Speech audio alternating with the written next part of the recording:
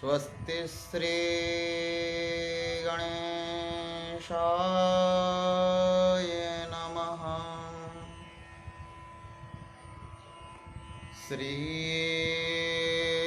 सरस्वत्यै नमः। श्री वेदपुरुषाय नमः। श्री गुरुभ्यो नमः। श्रीमन्नारायणाय नमः। वागीशाद्याः सुमनसः सर्वार्थानामुपक्रमे यं नत्वा कृतकृत्या स्युः तं नमामि गजाननं। शुक्लाम्बरधरं देवं शशिवर्णं चतुर्भुजं प्रसन्नवदनं ध्यायेत् सर्वविघ्नोपशान्तये।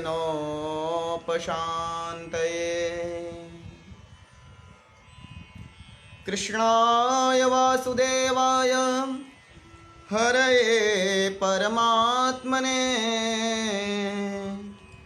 प्रणतक्लेशनाशाय गोविन्दाय नमो नमः। नमो ब्रह्मण्यदेवाय गोब्राह्मणहिताय च जगद्धिताय कृष्णाय गोविन्दाय नमो नमः। वागीशायस्य वदने लक्ष्मीर्यस्य च वक्षसे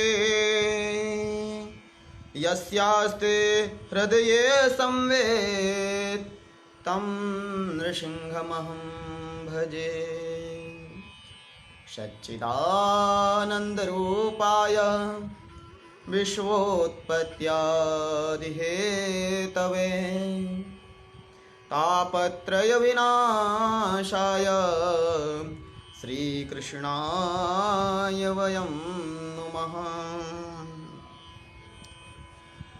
श्रीकृष्ण कृष्ण सख वृष्णिषभावद्निधृक् राजन्यवंशदहनानपवर्गवीर्य गोविन्द गोपवनिता व्रजभृत्यगीत तीर्थस्रवः श्रवणमङ्गल पाहि भृत्यान्।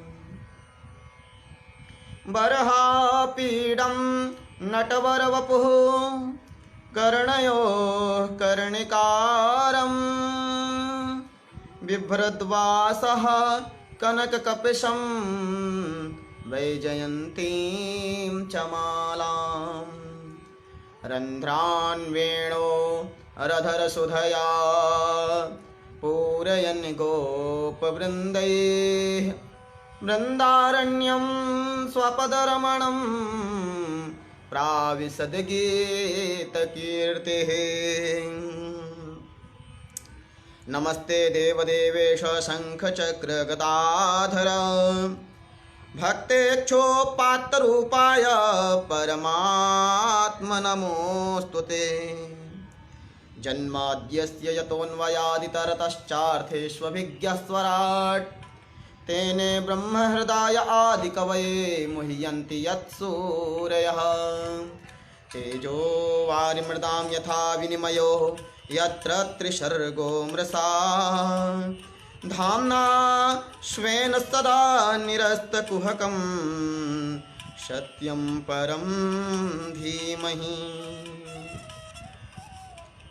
निगमकल्पतरोर्गलितं फलं शुकमुखादमृतद्रवसंयुतं पिबत भागवतं रसमालयं मुहुरहो रसिका भुवि भावुकाः। योऽन्तः प्रविश्य मम वाचमिमां प्रसुप्तां सञ्जीवयत्यखिलशक्तिधरस्वधाम्ना अन्याश्च हस्तचरणश्रवणत्वगादीन् प्राणान्नमो भगवते पुरुषाय तुभ्यम्। तन्त्वागताहं शरणं शरण्यं स्वभृत्य संसारतरोः कुठारम् जिज्ञासयाहं प्रकृतेः पुरुषस्य नमामि सद्धर्मविदां वरिष्ठम्। शतां प्रसंगान् मम वीर्यसंविदो भवन्ति हृत्कर्णरसायनाः कथाः तज्जोषणादास्वपवर्गवर्त्मनि श्रद्धारतिर्भक्तिरनुक्रमिष्यते।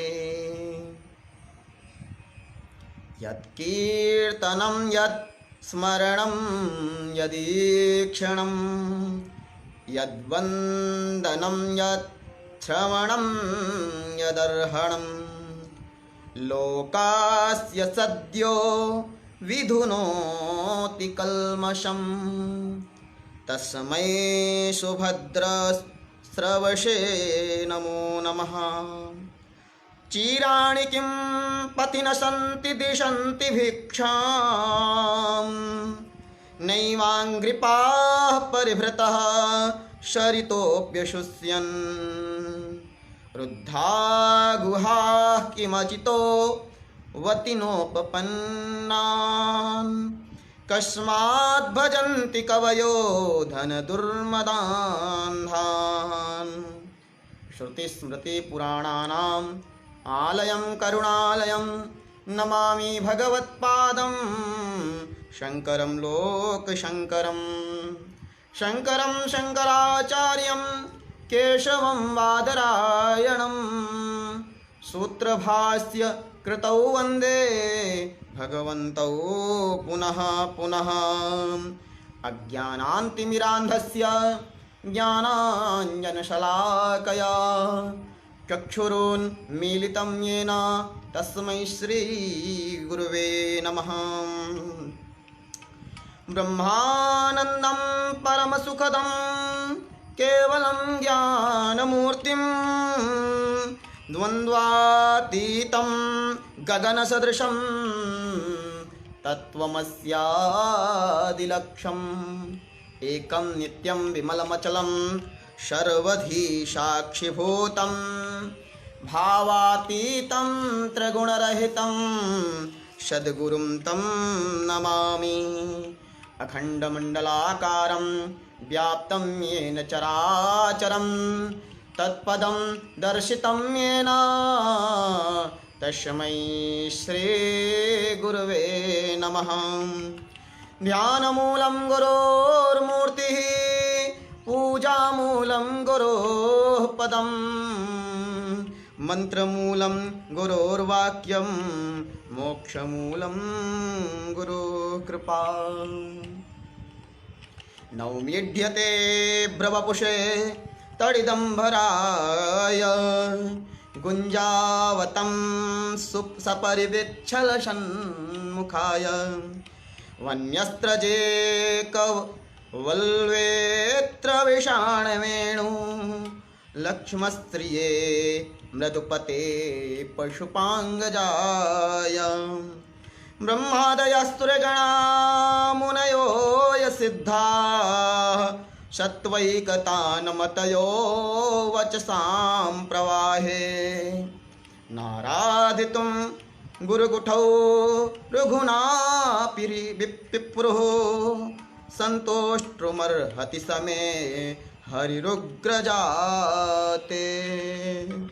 यं ब्रह्मा वरुणेन्द्र रुद्रमरुतः स्तुन्वन्ति देव्यैस्तवैर्वेदैशाङ्गपदक्रमोपनिषदैर्गायन्ति यं सामगाः ध्यानावस्थिततद्गतेन मनसा पश्यन्ति यं योगिनो यस्यान्तं न विदुः सुरासुरगणाः देवाय तस्मै नमः। नमः परमहंसास्वादितचरणकमलचिन्मकरन्दाय भक्तजनमानसनिवासाय श्रीरामचन्द्राय। श्रीराम जय जय राम, श्रीराम जय जय राम, श्रीराम जय जय राम, श्रीराम जय जय राम, श्रीराम जय जय राम, श्रीराम जय जय राम, श्रीराम जय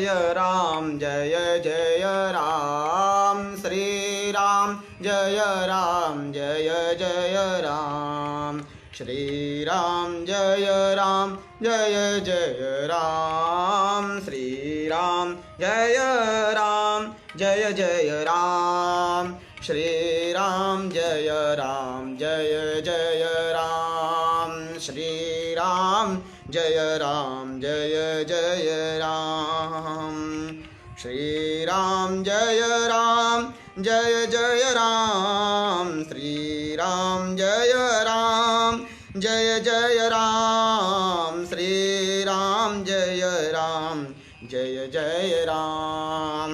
राम भगत बल बुद्धि निधान, मारुत नंदन जय हनुमान, संकट मोचन श्री हनुमान, मारुत नंदन जय हनुमान, श्रीराम जय जय राम, श्रीराम जय जय राम, रामचंद्र रघु नायक जय जय, दिव्य चाप कर शायक जय जय, कृष्ण चंद्र यदु नायक जय जय, भगवद गीता गायक जय जय, श्रीराम जय जय राम,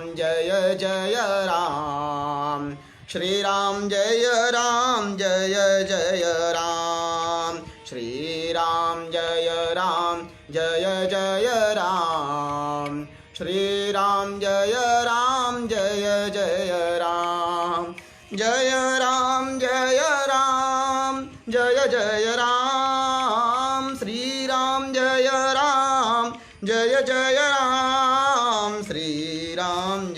राम, श्रीराम जय जय राम, श्रीराम जय जय राम, श्रीराम जय जय राम।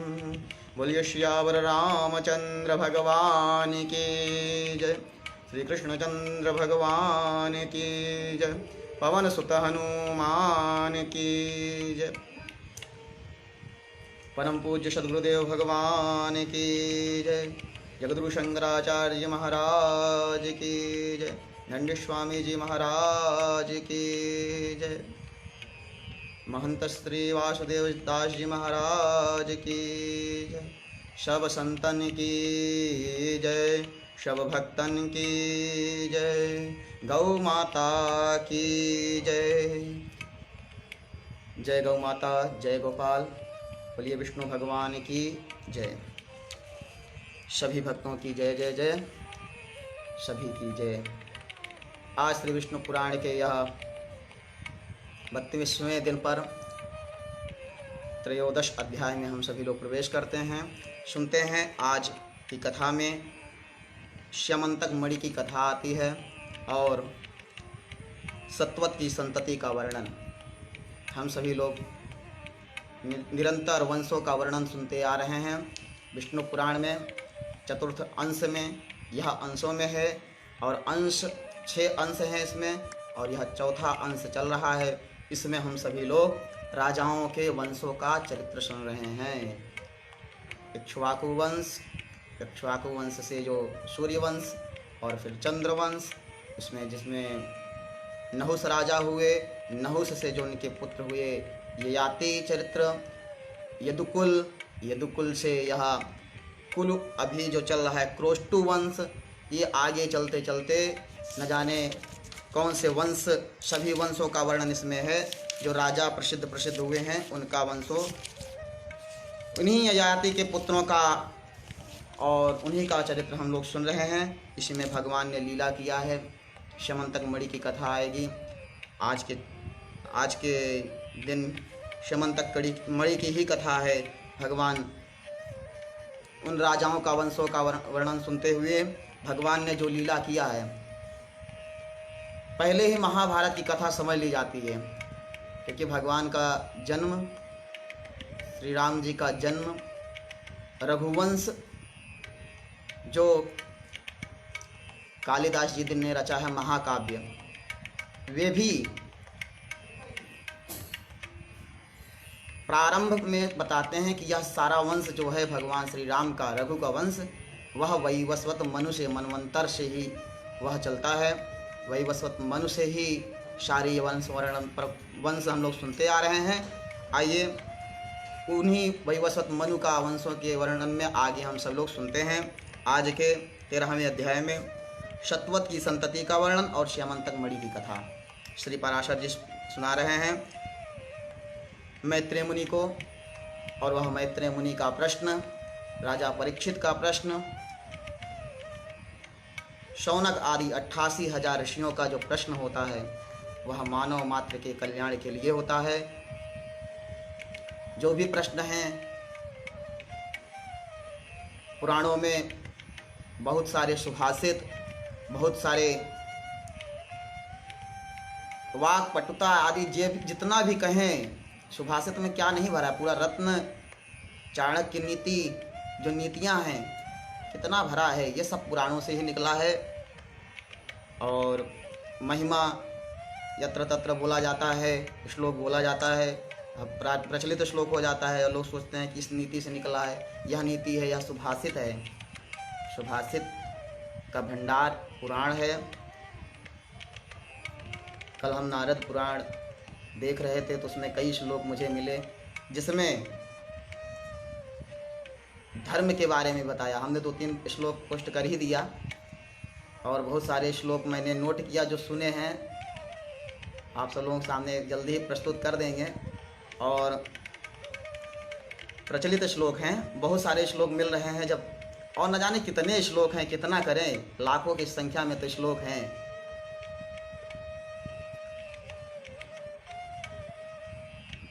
तो हम लोग सुन रहे हैं, श्री पराशर जी बोले सतवत के।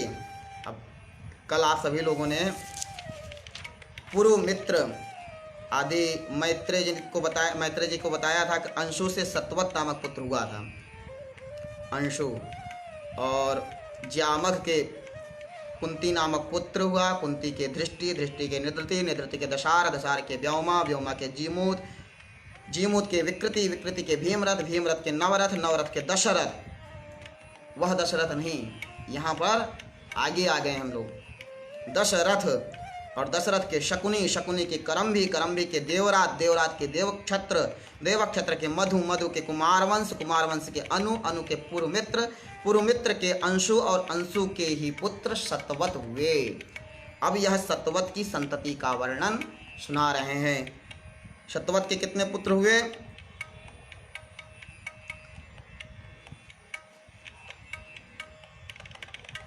7 पुत्र। कौन कौन से? भजन भजमान दिव्यांधक देवावृत महाभोज वृष्ण संज्ञा सत्वतस्य पुत्रा बभूवुः हुए। कौन कौन से? सतवत के भजन हुए, भजमान हुए, दिव्य अंधक, देवावृध, महाभोज और वृष्णि नामक पुत्र हुए। अब भजमान के भजन को छोड़ दिए, भजन वह कीर्तन भजन कीर्तन करने वाला नहीं, यहाँ भजन पुत्र हैं। सतवत के पहले पुत्र भजन हैं, तो भजन का वर्णन नहीं। अब भजमान के निमि और कृकर्ण और वृष्णि तथा इनके 3 सौतेले भाई शतजित, सहस्त्रजित और अयुतजित, ये 6 पुत्र हुए। 3 तो नाम गिनाए कि फिर वृष्णि हुए, पहले सतवत के वृष्णि तक हुए थे, फिर इनके निमिकृकण और वृष्णि, और फिर 3 सौतेले शतजित, सहस्त्रजित और अयुतजित, ये 6 पुत्र हुए। देवावृध के बभ्रू नामक पुत्र हुआ। देवावृध, अब यहाँ पे भजमान के बाद दिव्य और अंधक, इनको छोड़ करके जो देवावृध था उसको उसके बभ्रू नामक पुत्र हुआ। ऐसे इन दोनों पिता पुत्रों के विषय में यह श्लोक पुराण में प्रसिद्ध है। कौन सा? आइए हम लोग सुनते हैं। श्लोको गीयते यथैव शृणुमो दूरात् संपश्यामस्तथान्तिकात् बभ्रुः श्रेष्ठो मनुष्याणां देवैर्देवावृधः समः। इसका अर्थ क्या है? जैसा हमने दूर से सुना था वैसा ही पास जाकर भी देखा। किसी के बारे में दूर से सुना हुआ हो और पास में जाकर के वैसा ही देखने को मिले। वास्तव में बभ्रू मनुष्यों में श्रेष्ठ हैं, मनुष्यों में बभ्रू श्रेष्ठ हैं, और देवावृध तो देवताओं के समान हैं। अब जो देवावृध के बभ्रू नामक पुत्र हुआ, और जो देवावृध था वह सत्वत का संतान था। सत्वत की संतान के संतति का वर्णन हम लोग सुन रहे हैं। और सत्वत जो था वह अंशु का पुत्र था। अब एक के ऊपर एक ऐसे ऐसे न जाने कितने पुत्र हम लोग गिना दिए, नाम जो पुराण में जो लिखा है उसको सुना दिए। और फिर हम लोग आगे सुनते हैं कि वही बभ्रू जो था वो मनुष्यों में श्रेष्ठ था, और उनके पिता जो थे बभ्रू के देवावृध, वे देवताओं के समान हैं। बभ्रू और देवावृध के उपदेश किए हुए मार्ग का अवलंबन करने से क्रमशः 6074 मनुष्यों ने अमर पद प्राप्त किया था। 6074 अमर पद प्राप्त किया था इनके वचनों को सुन करके। तो यह वचन कहीं न कहीं प्राप्त होंगे ही, जो कहे होंगे। महाभोजस्त्वति धर्मात्मा तस्यान्वये भोजा मृत्तिकावरपुर निवासिनो मार्तिकावरा बभूवुः। महाभोज बड़ा धर्मात्मा था। अब महाभोज कौन थे? सत्वत के देवा जो 6वें पुत्र हैं महाभोज, वे बड़े धर्मात्मा थे। भोज की कथा और महाभोज की कथा, यहाँ बड़े धर्मात्मा थे। उनकी संतान, उसकी संतान में भोजवंशी तथा मृत्तिकावरपुर निवासी मार्तिकावर नृपतिगण हुए। वृष्णि के 2 पुत्र, अब आगे जो वृष्णि हैं उनके 2 पुत्र सुमित्र और युधाजित हुए। उनमें सुमित्र के अनमित्र, अनमित्र के निघ्न तथा निघ्न से प्रसेन और प्रसेन से शत्राजित का जन्म हुआ। शत्राजित, वही शत्राजित जिसने मणि स्यमंतक मणि ले लिया था। उसके पिता हैं प्रसेन। वे प्रसेन निघ्न से उत्पन्न हुए हैं और निघ्न अनमित्र से पैदा हुए हैं। तो अनमित्र से निघ्न, निघ्न से प्रसेन और प्रसेन से शत्राजित का जन्म हुआ। तस्य च शत्राजितो भगवान आदित्यः सखा भवत। उस शत्राजित के मित्र भगवान आदित्य हुए, मित्र हुए भगवान आदित्य सूर्य। एक दिन, अब हम लोग यही शत्राजित की स्यमंतक मणि की कथा सुनते हैं।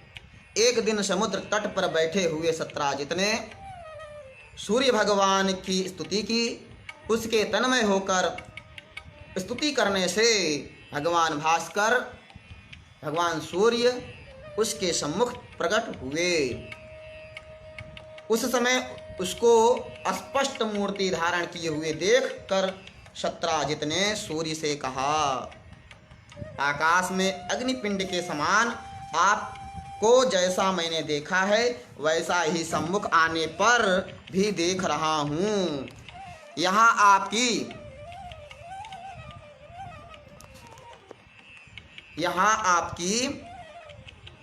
प्रसाद स्वरूप कुछ विशेषता मुझे नहीं दिखती।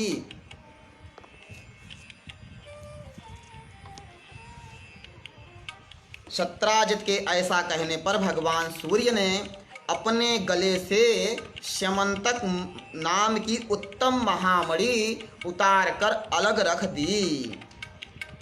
तब सत्राजित ने भगवान सूर्य को देखा। मणि की प्रभाव से मणि में इतना चमक था कि सूर्य भगवान को वे देख ही ना पा रहे थे। उनका शरीर किंचित ताम्र वर्ण अति उज्ज्वल और लघु था तथा उनके नेत्र कुछ पिंगल वर्ण थे। भगवान सूर्य का वर्णन कर रहे हैं।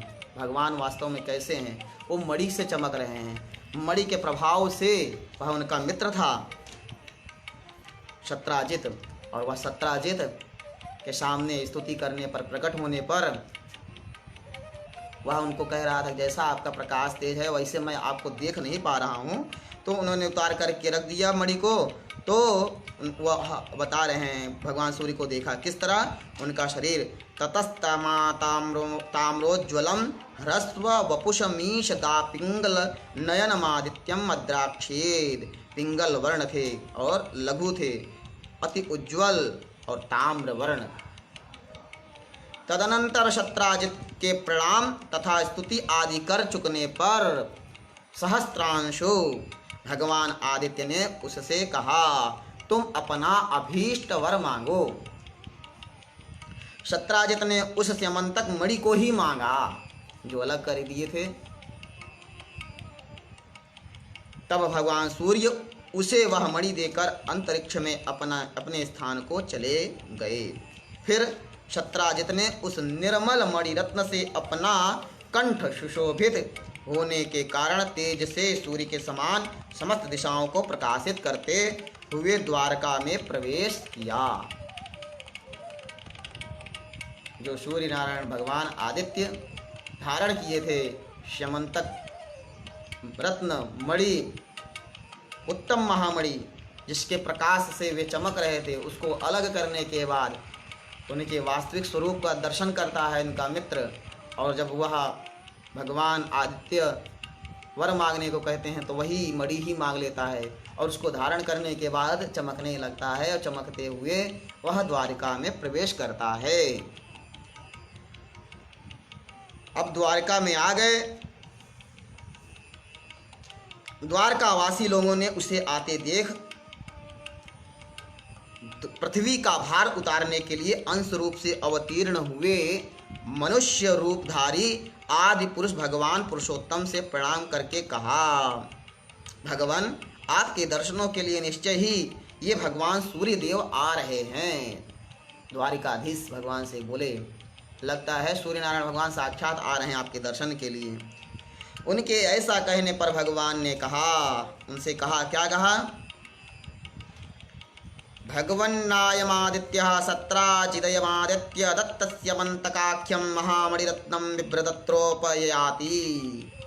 अर्थात भगवान तो सब कुछ जानने, भगवान द्वारिकाधीश वे जान गए। वे बताते हैं ये भगवान सूर्य नहीं हैं, ये सत्राजित हैं। यह सूर्य भगवान से प्राप्त हुई स्यमंतक नाम की महामणि को धारण कर यहाँ आ रहा है।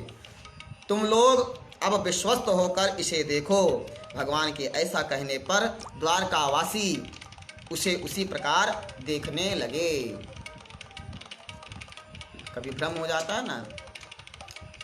अब तो साक्षात सभी द्वारकावासी सोचने लगे सूर्य भगवान ही आ गए हमारे राजा महाराजा द्वारकाधीश के दर्शन के लिए।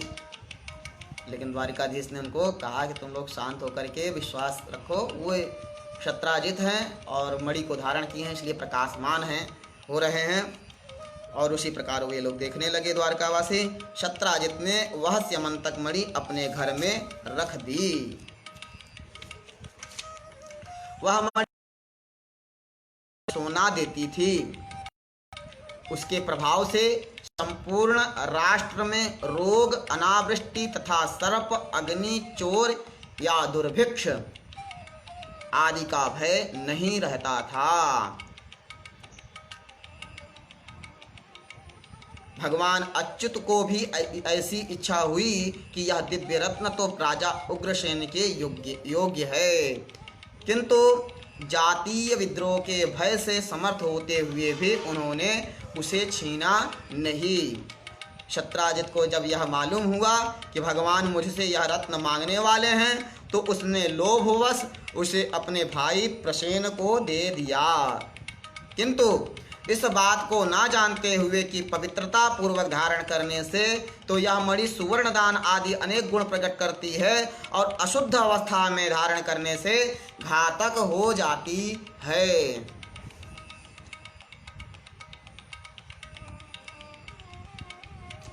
प्रसेन उसे अपने गले में बांधे हुए घोड़े पर चढ़कर मृगया के लिए वन को चला गया। वहां उसे एक सिंह ने मार डाला। जब वह सिंह घोड़े के सहित उसे मारकर उस निर्मल मणि को अपने मुंह में लेकर चलने को तैयार हुआ, तो उसी समय ऋक्षराज जांबवान ने उसे देखकर मार डाला। तदनंतर उस निर्मल मणि रत्न को लेकर जांबवान अपनी गुफा में आया और उसे सुकुमार नामक अपने बालक के लिए खिलौना बना लिया। प्रसेन के लौटने पर जब यादवों ने आपस में यह कानाफूसी होने लगी कि सिंह ने प्रसेन को मार दिया है, अब कानाफूसी होने लगी कि गया था, क्रीड़ा करने गया था, वन को गया था, अब वन में जंगल में शेर ने मारा है, तो लोग सोचने लगे कि मांग रहे थे कृष्ण। कानाफूसी होने लगी। कृष्ण इस मणिरत्न को लेना चाहते थे, अवश्य ही इन्होंने ही उसे ले लिया है, निश्चय है यह इन्हीं का काम है। विदित लोकापवाद वृत्तांतश्च भगवान सर्व यदु सैन्य परिवार परिव्रतः प्रसेना स्वपदवीं मनुषसार। अर्थात इस लोकापवाद, भगवान के ऊपर भी यह अपवाद लग गया है, भगवान के ऊपर भी कलंक लग गया कि भगवान ने चोरी कर लिया है। इस लोकापवाद का पता लगने पर संपूर्ण यादव सेना सहित भगवान ने प्रसेन के घोड़े के चरण चिन्हों का अनुसरण किया और आज आगे जाकर देखा कि प्रसेन को घोड़े सहित सिंह ने मार डाला है। उसकी खोज के लिए गए, कलंक मिटाने के लिए, तो जिस घोड़े से जहाँ गए थे, जिस दिशा में गए थे, पद चिन्हों को देखते हुए। पहले तो ऐसा तो था नहीं, आज जैसे रोड है, चिन्ह नहीं बनते हैं। पहले तो पद चिन्हों को देखकर लोग समझ जाते थे। भगवान तो सर्वांतर्यामी हैं, वे सब कुछ जानते हैं, लेकिन लोगों को पता लगाने के लिए गए, खोजे, देखे कि भाई लोकापवाद जो है, लोग झूठे। उन्होंने फिर सब लोगों के बीच सिंह के चरण चिन्ह देखकर जाने से अपनी सफाई हो जाने पर भगवान ने उन चिन्हों का अनुसरण किया और थोड़ी ही दूर पर ऋक्षराज द्वारा मारे हुए सिंह को देखा, किंतु उस रत्न के महत्व के कारण उन्होंने जांबवान के पद चिन्हों का भी अनुसरण किया और संपूर्ण यादव सेना को पर्वत के तट पर छोड़कर ऋक्षराज के चरणों का अनुसरण करते हुए स्वयं उनकी गुफा में घुस गए। यादवों को बोल दिया कि आप लोग बाहर रहिए, अंदर गुफा है, अंदर क्या है वह मैं जाकर के देखता हूँ। भीतर जाने पर भगवान ने सुकुमार को बहलाती हुई धात्री की यह वाणी सुनाई दी। सिंह प्रसेनमवधेत सिंहो जाम्बवता हतः सुकुमार कमारोधीस्तव ये सस्यमंतकः। सिंह ने प्रसेन को मारा और सिंह को जाम्बवान ने, हे सुकुमार तू रो मत, यह स्यमंतक मणि तेरी है। यह सुनने से स्यमंतक का पता लगने पर भगवान ने भीतर जाकर देखा कि सुकुमार के लिए खिलौना बनी हुई स्यमंतक मणि धात्री के हाथ पर अपने तेज से देदीप्यमान हो रही थी। स्यमंतक मणि की ओर अभिलाषापूर्ण दृष्टि से देखते हुए एक विलक्षण पुरुष को वहां आया देख धात्री त्राहि त्राहि करके चिल्लाने लगी। स्यमंतक मणि को धारण करने वाली धात्री ऋक्षराज, जो ऋक्षराज गुफा में रहते थे, जाम्बवान उनकी पुत्री बाला जाम्बुवती, वह जब देखी कि एक नया आदमी आ गया है पीछे से, तो वह बचाओ बचाओ त्राहि त्राहि रक्षा करो करने के लिए चिल्लाने लगी। उसकी आर्त वाणी को सुनकर जाम्बवान क्रोधपूर्ण हृदय से वहां आया।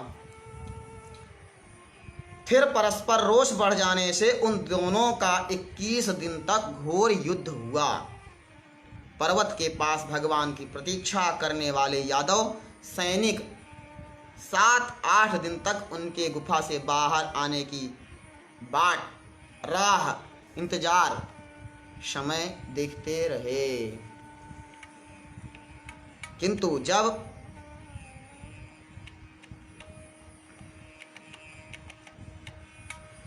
इतने दिनों तक वे उसमें से ना निकले तो उन्होंने समझा कि अवश्य ही श्री मधुसूदन इस गुफा में मारे गए, नहीं तो जीवित रहने पर शत्रु के जीतने में उन्हें इतने दिन क्यों लगते। ऐसा निश्चय कर वे द्वारका में चले आए और वहां कह दिया कि श्री कृष्ण मारे गए। उनके बंधुओं ने यह सुनकर समयोचित संपूर्ण और्ध्वदैहिक कर्म कर दिया। और्ध्वदैहिक कर्म उत्तर क्रियाकलापम, जो उत्तर क्रिया किया जाता है उसको कर दिया। इधर अति श्रद्धा पूर्वक दिए हुए विशिष्ट पात्रों सहित इनके अन्न और जल से युद्ध करते समय श्री कृष्णचंद्र के बल और प्राण की पुष्टि हो गई तथा अति महान पुरुष के द्वारा मर्दित होते हुए उनके अत्यंत निष्ठुर प्रहारों के आघात से पीड़ित शरीर वाले जाम्बवान का बल निराहार रहने से क्षीण हो गया। अंत में भगवान से पराजित होकर जाम्बवान ने उन्हें प्रणाम करके कहा, जाम्बवान प्रणिपत्य व्याजहार, भगवन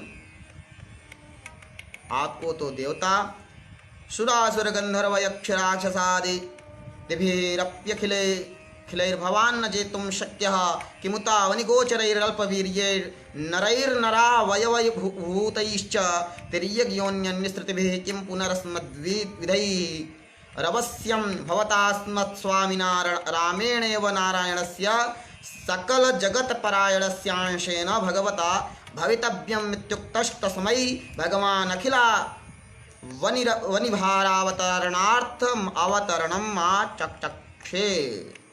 मतलब आपको तो देवता असुर गंधर्व यक्ष राक्षस आदि कोई भी नहीं जीत सकते।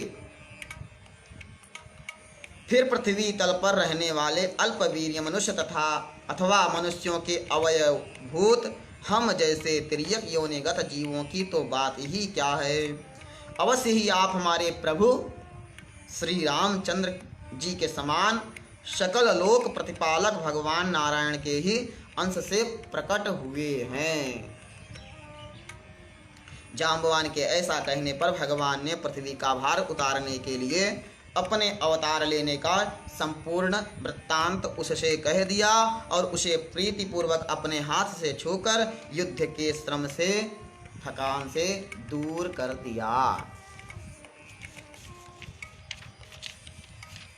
तदनंतर जाम्बवान ने पुनः प्रणाम करके उन्हें प्रसन्न किया और घर पर आए हुए भगवान के लिए अर्घ्य स्वरूप अपनी जाम्बवती नाम की कन्या दे दी तथा उन्हें प्रणाम करके मणिरत्न स्यमंतक भी दे दिया। भगवान अच्युत ने भी उसे उस अति विनीत से लेने योग्य ना होने पर भी अपने कलंक शोधन के लिए वह मणिरत्न ले लिया और जाम्बवती के सहित द्वारका में आए। उस समय भगवान कृष्णचंद्र के आगमन से जिनके हर्ष का वेग अत्यंत बढ़ गया है, उन द्वारका वासियों में से बहुत ढली हुई अवस्था वालों में भी उनके दर्शन के प्रभाव से तत्काल ही मानो नव यौवन का संचार हो गया। दर्शन से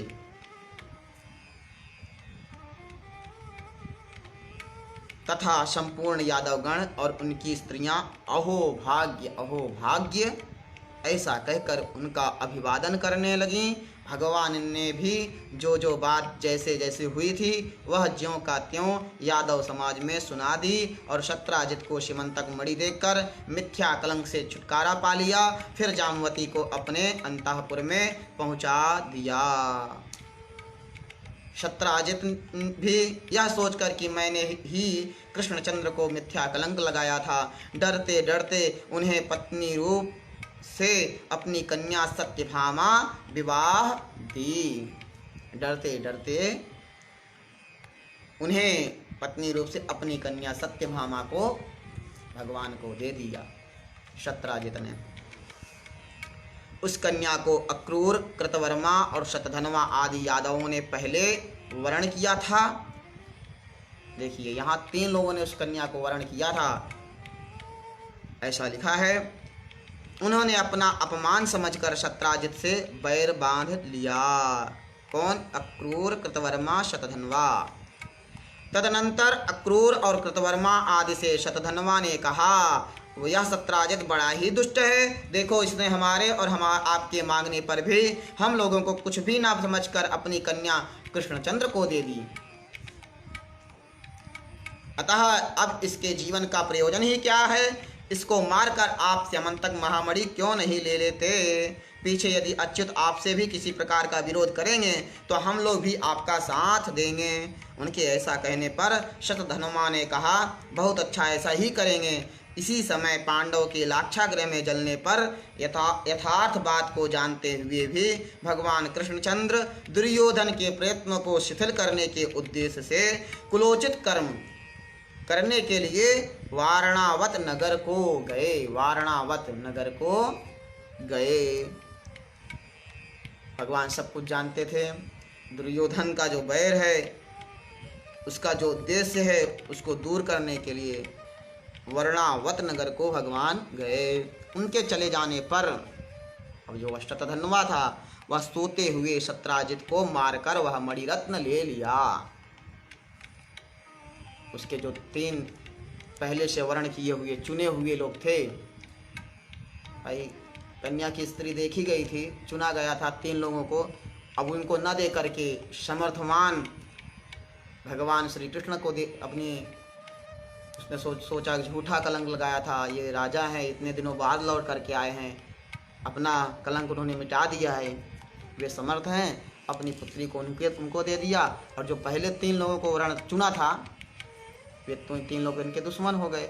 उन्हें तीनों में से किसी ने मार दिया। शतधन्वा ने सोते हुए शत्राजित को मार दिया और वह मणिरत्न लेके चला गया। मणिरत्न ले लिया। पिता के वध से क्रोधित हुई सत्यभामा तुरंत ही रथ पर चढ़कर वारणावत नगर में पहुंची और भगवान कृष्ण से बोली, भगवान, पिताजी ने मुझे आपके कर कमलों में सौंप दिया। इस बात को सहन न कर सकने के कारण शतधन्वा ने मेरे पिताजी को मार दिया है और उस स्यमंतक नामक मणिरत्न को ले लिया है, जिसके प्रकाश से संपूर्ण त्रिलोकी भी अंधकार शून्य हो जाएगी। इसमें आप ही की हंसी है, इसलिए सब बातों का विचार करके जैसा उचित समझें करें। सत्यभामा के ऐसा कहने पर भगवान श्री कृष्ण ने मन ही मन प्रसन्न होने पर भी उनसे क्रोध से आंखें लाल करके कहा, एक तो शत्राजित दुश्मन भी था, अब तो संबंध हो गया था, लेकिन कलंक दिया था और ये भगवान ने सोचा कि मरी गई तो गई, जो गया सो गया, परंतु लोक आचार का पालन करते हुए सत्य अवश्य इसमें मेरी ही हंसी है। इसलिए भगवान हंस रहे हैं, जैसा कि वो कह रहे हैं कि इसमें आपका ही हंसी है, लोग आपके ऊपर हंसेंगे। बोले अब कम हंसे थे, कलंक लगा दिए थे, इसलिए तो हमको ढूंढना पड़ा। तो उन्होंने कहा सत्ये, हे सत्यभामा सत्ये, अवश्य ही इसमें मेरी ही हंसी है। उस दुरात्मा के इस कुकर्म को मैं सहन नहीं कर सकता, क्योंकि यदि ऊंचे वृक्ष का उल्लंघन ना किया जा सके तो उस पर घोंसला बनाकर रहने वाले पक्षियों को नहीं मार दिया जाता। अर्थात बड़े आदमियों से पार न पाने पर उनके आश्रितों को नहीं दबाना चाहिए। बड़े लोगों से नहीं लड़ सकते हैं तो उनके श्रमिकों को, कार्य करने वाले, उन्हीं को परेशान करने लगते हैं। मोटा आदमी छे ना जोड़े वैर नहीं करी सके तो नीचे न लोको हैरान करे छे। आओ छे पण भगवान आओ नहीं, भगवान ऐसा नहीं सोचते हैं। वे कहते हैं ऊंचे वृक्ष का उल्लंघन अगर पार नहीं कर सकते हैं ऊंचे वृक्ष को, तो उसमें रहने वाले घोंसला बनाकर जीव जंतुओं का उसमें कोई दोष नहीं है, उन्हें नहीं मारना चाहिए। इसलिए अब मैं तुम्हें हमारे सामने इन शोक प्रेरित वाक्यों के कहने की और आवश्यकता नहीं है। तुम शोक छोड़ दो, मैं इसका भली प्रकार बदला चुका दूंगा। सत्यभामा ने इस प्रकार कह भगवान वासुदेव ने द्वारका में आकर श्री बलदेव जी से एकांत में कहा। वन में आखेट के लिए गए हुए प्रसेन को तो सिंह ने मार दिया था, अब शतधनवा ने शत्राजित को भी मार दिया है। इस प्रकार उन दोनों के मारे जाने पर मणिरत्न स्यमंतक मणि हम दोनों का समान अधिकार होगा। इसलिए उठिए और रथ पर चढ़कर शतधनवा के मारने का प्रयत्न कीजिए। कृष्णचंद्र के ऐसा कहने पर बलदेव जी ने बहुत अच्छा कहे उसे स्वीकार किया। कृष्ण और बलदेव को अपने वध के लिए उद्यत जान तैयार होकर के जान गया कि आ रहे हैं, अकेले नहीं आ रहे हैं, अपने बड़े भाई को भी लेकर के आ रहे हैं, बलदेव को भी। जान करके शतधनवा ने अपने भाई, अपने मित्र कृतवर्मा के पास जाकर सहायता के लिए प्रार्थना की। तब कृतवर्मा ने इससे कहा, मैं बलदेव और वासुदेव से विरोध करने में समर्थ नहीं हूँ।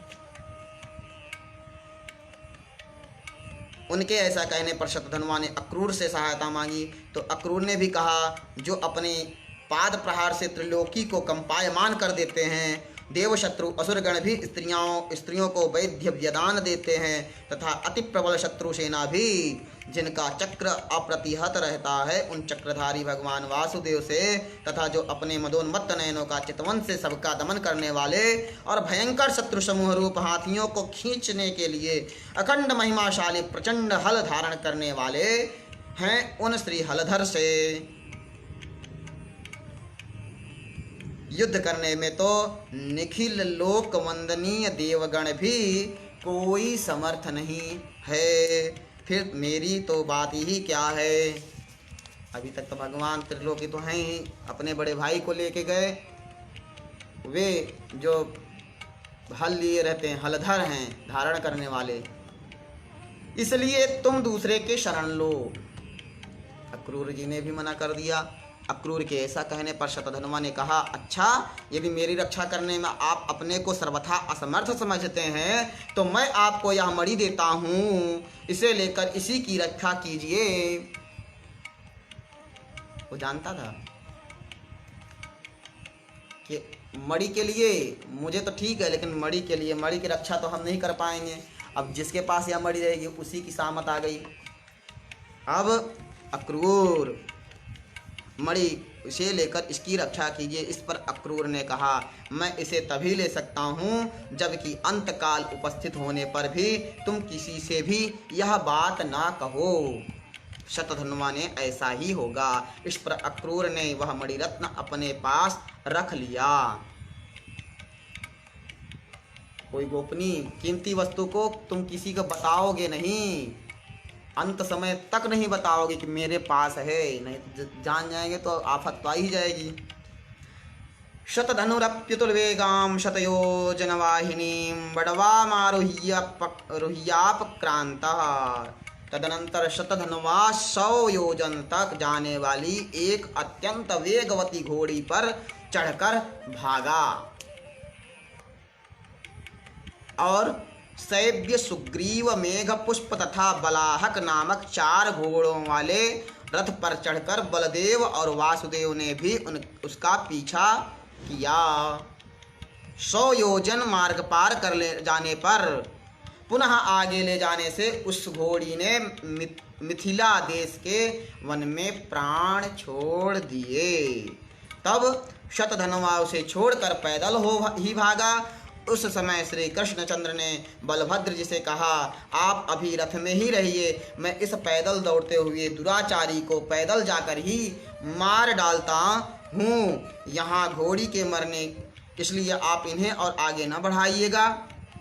यहाँ पर वह पैदल भाग रहा है, घोड़ी मर गई है। बोले घोड़ी निहत्था हो गया, निहत्था के साथ साथ मतलब उसका सवारी जो है वह बिगड़ गया है। अब इतनी दूर भाग रहे थे, 4 घोड़े लगे हुए हैं भगवान के पास, चाहते थे एक ही बार में पकड़ लेते, कब तक पैदल भागता। लेकिन जहाँ पर घोड़ी मर गई, कहने का तात्पर्य कि घोड़ी के मरने आदि के दोषों को देखने से घोड़े भयभीत हो रहे हैं कि यह घोड़ी मरा है, मैं भी मर सकता हूँ, इसलिए आप इन्हें और आगे ना बढ़ाइएगा। तब बलदेव जी अच्छा ऐसा कहकर रथ में ही बैठे रहे। श्री कृष्णचंद्र ने केवल 2 ही कोस तक पीछा कर अपना चक्र फेंक दूर होने पर भी शतधनुवा का सिर काट डाला, किंतु उसके शरीर और वस्त्र आदि में बहुत कुछ ढूंढने पर भी जब स्यमंतक मणि को न पाया तो बलभद्र जी के पास जाकर उससे कहा, हमने शतधनुवा को व्यर्थ ही मारा।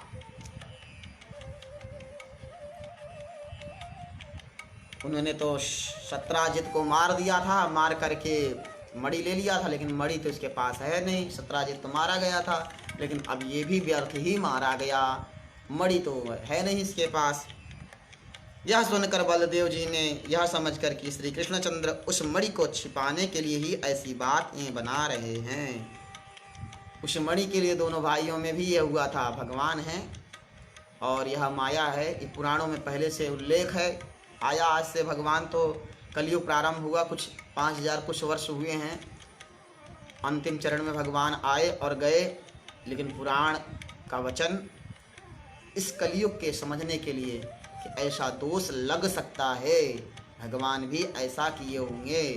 भगवान तो सब जान रहे, आपस में एक दूसरे को सब जान रहे, लेकिन यदि ऐसा युद्ध हो रहा है तो स्वभावतः मनुष्य समझ सकता है कि पहले बराबरी के हिस्सा देने के लिए कहे थे, अब मार करके आ रहे हैं और बहाने बना रहे हैं।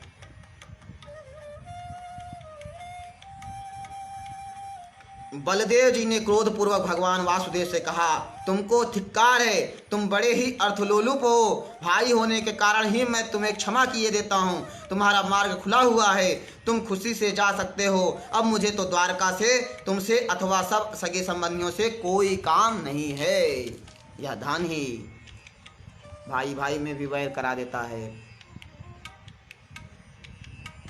अब क्रोध पूर्वक ऐसी बात कहे, भगवान तो सब जानने वाले हैं। इस प्रकार उनकी बातों को काट कर बहुत कुछ मनाने पर भी वे वहाँ न रुके और विदेह नगर को चले गए।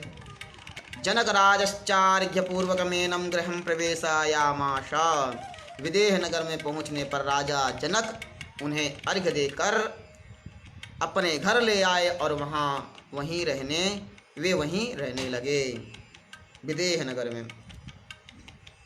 इधर भगवान वासुदेव द्वारका में चले आए। जितने दिनों तक बलदेव जी राजा जनक के यहाँ रहे, उतने दिन तक धृतराष्ट्र का पुत्र दुर्योधन उनसे गदा युद्ध सीखता रहा। बलदेव जी से ही दुर्योधन ने गदा युद्ध सीखता। अनंतर बभ्रू और उग्रसेन आदि यादवों के, जिन्हें यह ठीक मालूम था कि कृष्ण ने स्यमंतक मणि नहीं ली है, उग्रसेन को पता था, उग्रसेन के पास थी, और बभ्रू को भी पता था तो वो तो जानता था कि मणि तो हमारे पास है और कृष्ण के पास तो है नहीं। वहीं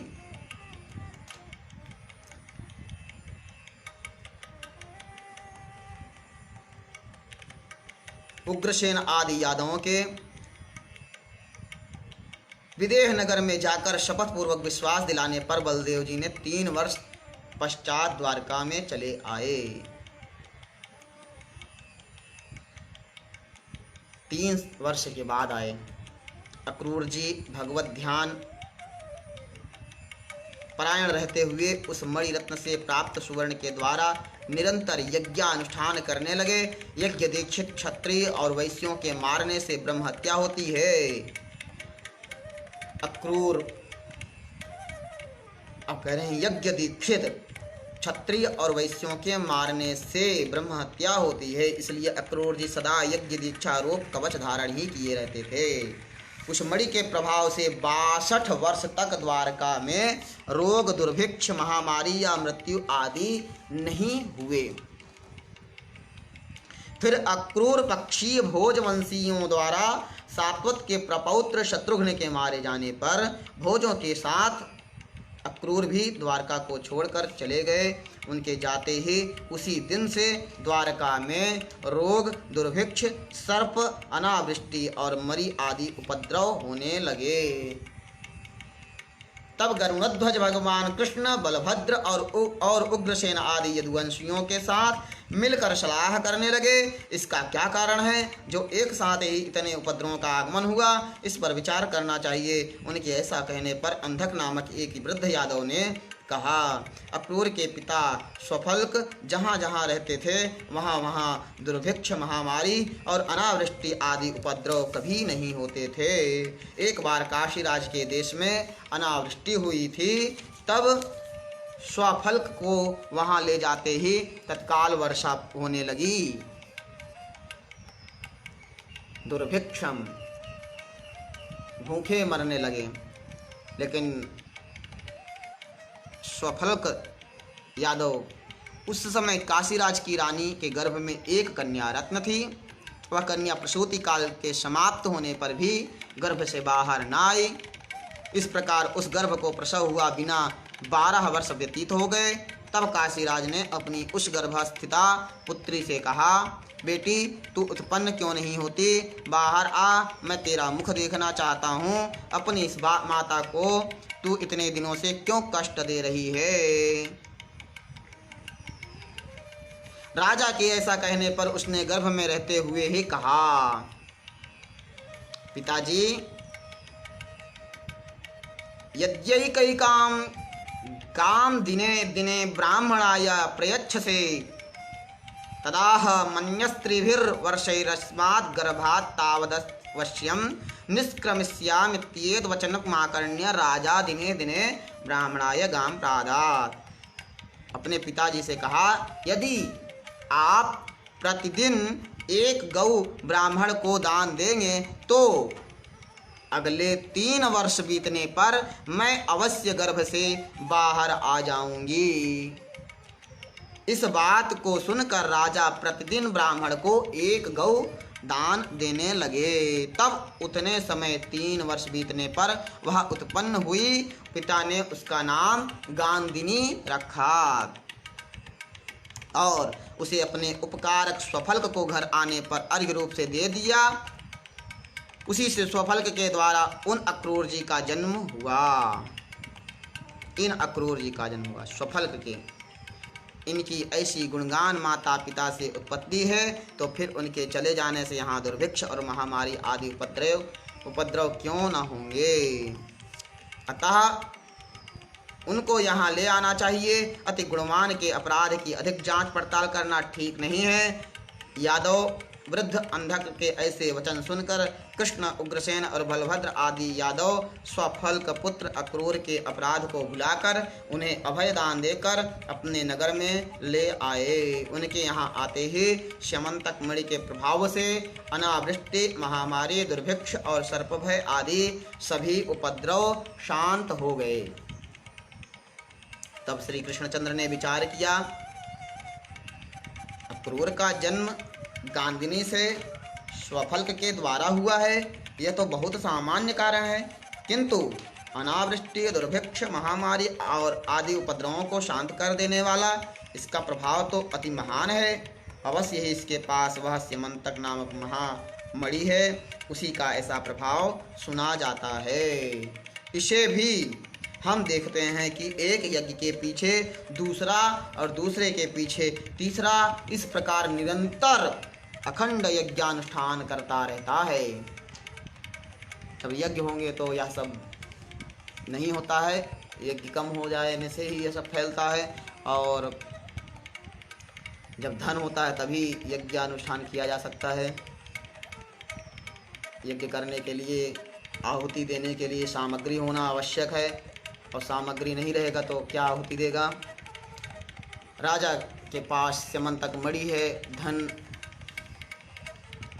देने वाला, और उसके पास यज्ञ के साधन, धन आदि भी बहुत कम है। भगवान सोच रहे हैं कि इसके पास तो कोई धनु के लिए कोई साधन तो नहीं दिख रहा है, पर जो उसके पास साधन पहले से दिया हुआ है, और इसलिए इसमें संदेह नहीं कि इसके पास स्यमंतक मणि अवश्य ही है। ऐसा निश्चय कर किसी और प्रयोजन के उद्देश्य से उन्होंने संपूर्ण यादवों को अपने महल में एकत्रित किया।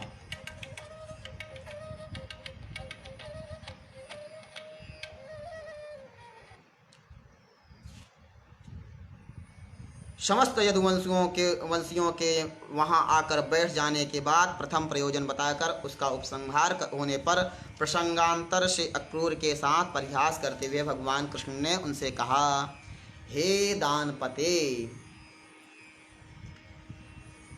जिस प्रकार शतधनवा ने तुम्हें संपूर्ण संसार की सारभूत व स्यमंतक नाम की महामणि सौंपी थी, वह हमें सब मालूम है। वह संपूर्ण राष्ट्र का उपकार करती हुई तुम्हारे पास है तो रहे, उसके प्रभाव का फल तो हम सभी भोगते हैं, किंतु ये बलभद्र जी हमारे ऊपर संदेह करते थे, इसलिए हमारी प्रसन्नता के लिए आप एक बार उसे दिखला दीजिए। भगवान वासुदेव के ऐसा कहकर चुप हो जाने पर रत्न साथ ही लिए रहने के कारण अक्रूर जी सोचने लगे, अब मुझे क्या करना चाहिए। यदि और किसी प्रकार कहता हूँ तो केवल वस्त्रों के ओट में टटोलने पर ही उसे देख ही लेंगे, और इनसे अत्यंत विरोध करने से हमारा कुशल नहीं है।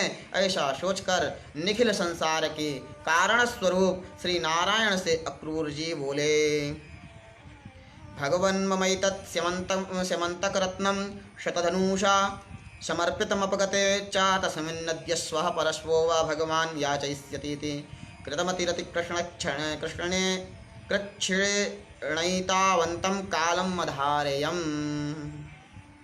अर्थात भगवान शतधनुवा ने मुझे वह मणि सौंप दी थी, उसके मर जाने पर मैंने यह सोचते हुए कि बड़ी ही कठिनता से इसे इतने दिन अपने पास रखा है कि भगवान आज कल या परसों इसे मांगेंगे। इसकी चौकसी के क्लेश से संपूर्ण भोगों में अनासक्त चित्त होने के कारण मुझे सुख का क्लेश भी मात्र नहीं मिला। जब तक उनके पास थी तब तक तो वे सोचता रहा, अक्रूर सोचता रहा, भगवान कब मुझसे मांगेंगे, भगवान और बलभद्र कितने शक्तिशाली हैं, और वे कब हमसे इससे ले लेंगे, छीन लेंगे। शतधनवा को मारने के बाद से मैं तो कभी सुख का अनुभव किया ही नहीं, इससे यज्ञानुष्ठान करता रहा, लोक का कल्याण करता रहा, लेकिन कभी यह नहीं, मुझे सुख नहीं मिला। मुझे हमेशा डर इसी बात का था कि मांगेंगे। इसकी चौकसी क्लेश से संपूर्ण भोगों में अनासक्त चित्त होने के कारण मुझे सुख का लेश मात्र भी नहीं मिला। भगवान ये विचार करते थे कि संपूर्ण राष्ट्र के उपकारक इतने से भार को भी नहीं उठा सकता, इसलिए स्वयं मैंने आपसे कहा नहीं। अब लीजिए, आपकी वह स्यमंतक मणि यह रही, आपकी जिसे इच्छा हो उसे ही इसे दे दीजिए। तदिदं स्यमंतक रत्नम गृहीतामिच्छया यस्याभिमतं तस्य समर्प्यताम। भगवान को उसने अर्पण कर दिया। फिर तब अक्रूर जी ने अपने कटी वस्त्र में छिपाई हुई एक छोटी सी सोने की पिटारी में स्थित वासिमंतक मणि प्रकट की और उस पिटारी से निकालकर यादव समाज में रख दी। उसके रखते ही वह संपूर्ण स्थान उसकी तीव्र कांति से दीप्यमान होने लगा। इतना अद्भुत मणि था कि वहाँ बाहर निकालते ही वह प्रकाशमान हो गया। तब अक्रूर जी ने कहा, मुझे यह मणि शतधन्वा ने दी थी, यह जिसकी हो वह ले ले। तमालोक्य सर्वयादवानां साधु साध्विति विस्मित मनसाम वाचोय श्रूयन्त। उसको देखने पर सभी यादवों का विस्मय पूर्वक साधु साधु यह वचन सुना गया। समाज में उसने सत्यता दिखाई और सभी के बीच में, यादवों समाज के बीच में उसने निकाल करके दे दिया। फिर उसे देखकर बलभद्र जी ने अच्युत के ही समान उस पर मेरा भी अधिकार है इस प्रकार अपनी अधिक स्पृहा दिखलाई तथा यह मेरी ही पैतृक संपत्ति है इस तरह सत्यभामा ने भी उसके लिए अपना उत्कट अभिलाषा प्रकट की। बलभद्र और सत्यभामा को देखकर कृष्णचंद्र ने अपने को बैल और पहिए के बीच में पड़े हुए जीव के समान दोनों ओर से संकटग्रस्त देखा। सत्यभामा शत्राजित की पुत्री एक तरफ कह रही है मेरी पैतृक संपत्ति है। शत्राजित ने ही सूर्य भगवान की स्तुति करके उनसे यह प्राप्त किया था, यह मेरी पैतृक संपत्ति है। और बलभद्र जी भगवान कृष्णचंद्र से शतधन्वा के मारने पर दोनों को बराबर हिस्सा बांटने के लिए कह रहे हैं कि यह मेरा है, अधिकार इस पे मेरा है। और यहाँ तक जब शतधन्वा ने अक्रूर जी को पहले ही दे दिया था, तब भगवान ने मार करके शतधन्वा को बताया कि उसके पास तो नहीं निकला वह मणि। तो उनका बड़ा भाई ही अपने छोटे भाई पर भगवान श्री कृष्ण पर संदेह करते हैं। संदेह करने के कारण 3 वर्ष तक आए ही नहीं।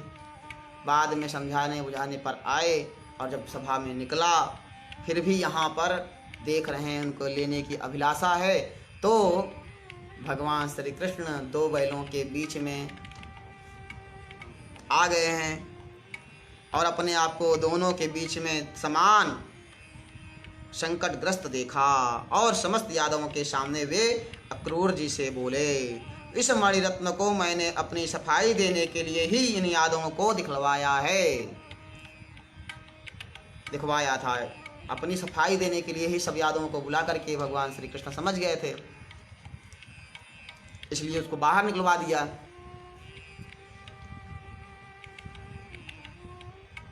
इस मणि पर मेरा और बलभद्र जी का तो समान अधिकार है और सत्यभामा की यह पैतृक संपत्ति है और किसी का इस पर कोई अधिकार नहीं है।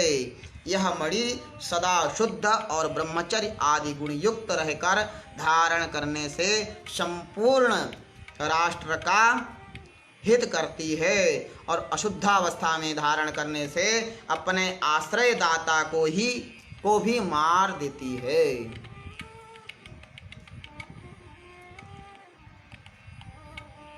मेरे 16,000 स्त्रियां हैं, इसलिए मैं इसके धारण करने में समर्थ नहीं हूँ। इसीलिए सत्यभामा भी इसको कैसे धारण कर सकती है। आर्य बलभद्र को भी इसके कारण से मदिरापान आदि संपूर्ण भोगों को त्यागना पड़ेगा। बलभद्र को भी।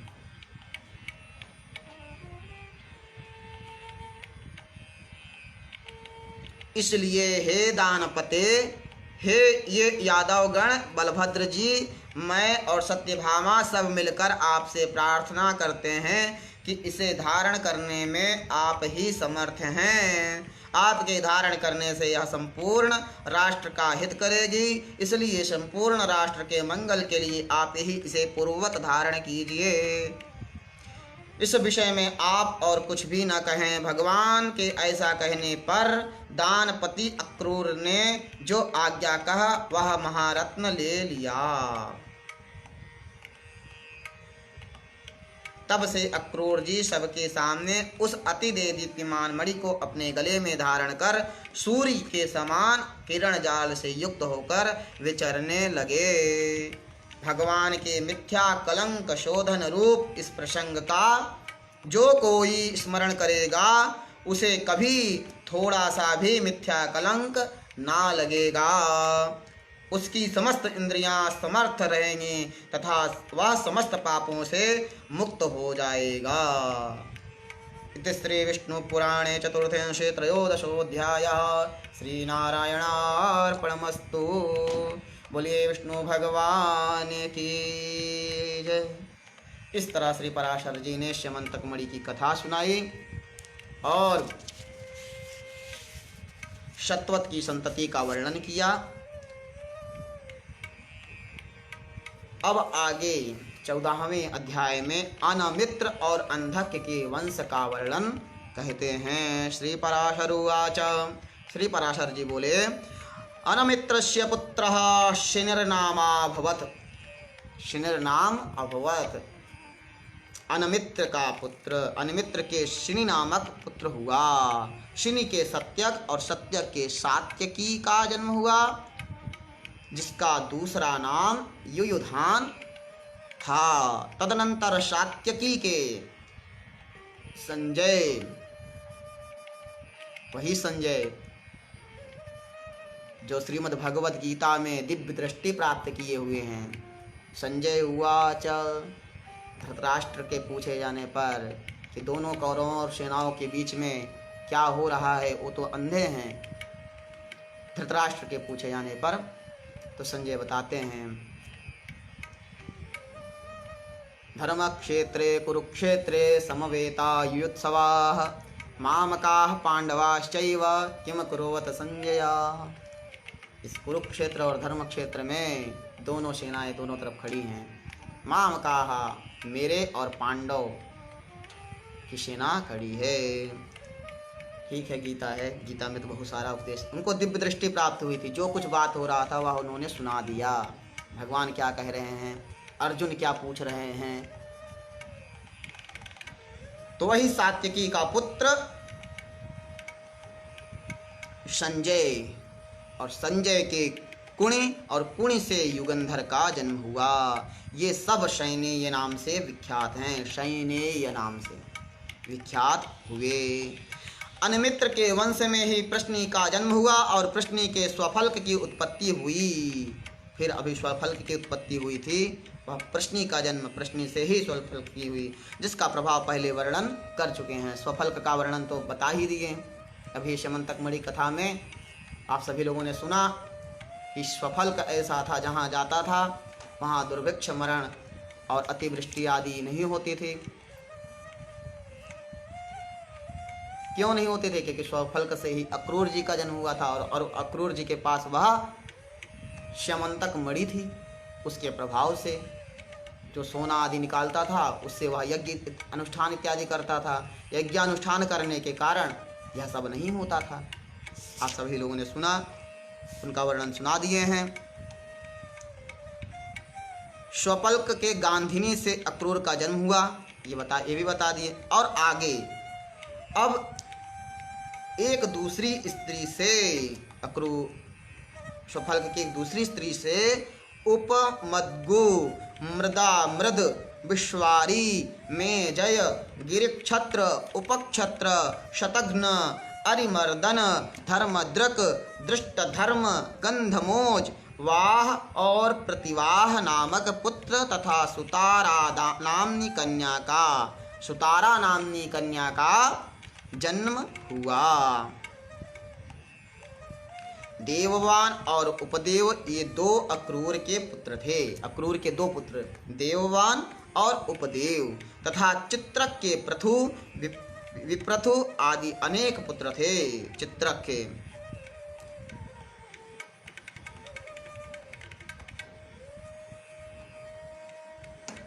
स्वफल्क का चित्रक नामक एक छोटा भाई था ना, स्वफल्क का। तो स्वफल्क की जो दूसरी पत्नी थी, वो इतने सारे पुत्र हुए। अरिमर्दन, धर्मदृष्ट आदि सुतारा नामनी कन्या तक का जन्म हुआ दूसरी पत्नी से। और स्वफल्क का जो दूसरा भाई है चित्रक, उससे 2 पुत्र हुए, प्रथु, विप्रथु आदि अनेक पुत्र हुए। 2 पुत्र का नाम लिया है। आगे कुकुर, भजमान, सुचिक कंबल और बरहिस, ये 4 अंधक के पुत्र हुए। अंधक, अब अंधक, और इनमें कुकुर से धृष्ट, धृष्ट से कपोतरोमा, कपोतरोमा से विलोमा तथा विलोमा से तुम्बुरु के मित्र अनु का जन्म हुआ। अनु से आनक दुंदुभि, उष से अभिजित, अभिजित से पुनर्वसु और पुनर्वसु से आहुक नामक पुत्र और आहुकी नाम की कन्या जन्म हुआ। आहुक के देवक और उग्रसेन नामक 2 पुत्र हुए। उनमें से देवक के देवयवान, उपदेव, सहदेव और देवरक्षित नामक 4 पुत्र हुए। इन चारों की ब्रकदेवा, उपदेवा, देवरक्षिता, श्रीदेवा, शांतिदेवा, सहदेवा और देवकी, ये 7 भगिनियां का जन्म हुआ। भगिनियां थीं। देवक की 4 पुत्र हुए और 7 पुत्री। उन 7 का नाम गिना दिया कि 7 बहिनियां थीं। उसमें देवकी सबसे छोटी थी। देवकी ये सब वसुदेव जी को विवाही गई थी। सब वसुदेव जी को विवाही गई। उग्रसेन के भी कंस, निग्रोध, सुनाम, आनकाभ, शंकु, सुभूमि, राष्ट्रपाल, युद्धतुष्टि और सुतुष्टिमान नामक पुत्र तथा कंसा, कंसवती, सुतनु और राष्ट्रपालिका नाम की कन्याएं हुई उग्रसेन के।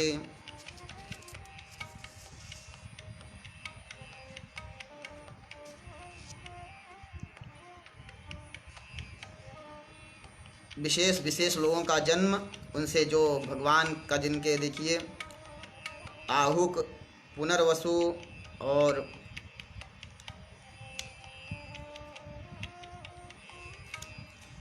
हम लोग सुन रहे हैं। अब भगवान कंस का भी आया और देवकी का भी आया। भगवान का भी जन्म का वर्णन आएगा। पहले महाभारत का बता दिया, स्यमंतक मणि भी बता दिया। भगवान का भी जन्म कैसे हो रहा है उस ओर जा रहे हैं। राजाओं का वर्णन कर रहे हैं। द्वापर युग के अंत तक विशेष विशेष राजाओं के वंशों का वर्णन हो रहा है और भाइयों के वंशों का वर्णन नहीं करते हैं। जो धर्मात्मा होते हैं, जो महान होते हैं, जो पुण्यात्मा होते हैं, उन्हीं का वर्णन रहता है। भजमानाच्च विदुरथः पुत्रो भवत्, पहले बताए थे भजन और भजमान, तो बताते हैं भजमान का पुत्र विदुरथ हुआ।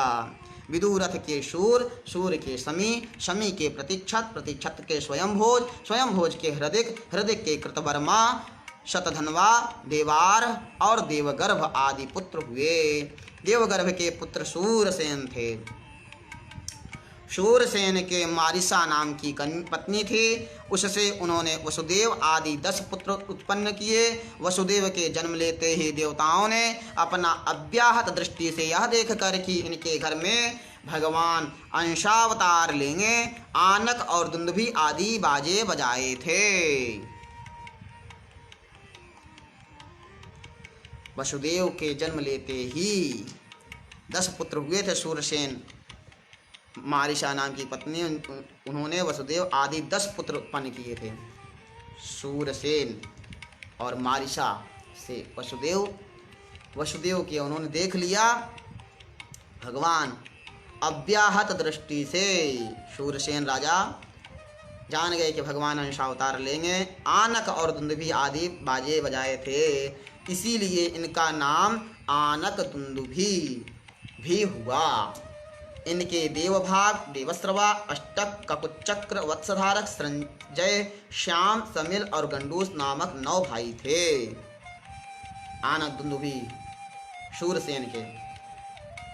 और तथा इन वसुदेव आदि 10 भाइयों की प्रथा श्रुतस्रवा, श्रुतकीर्ति, श्रुतस्रवा और राजाधिदेवी, ये 5 बहिनें थीं वसुदेव की।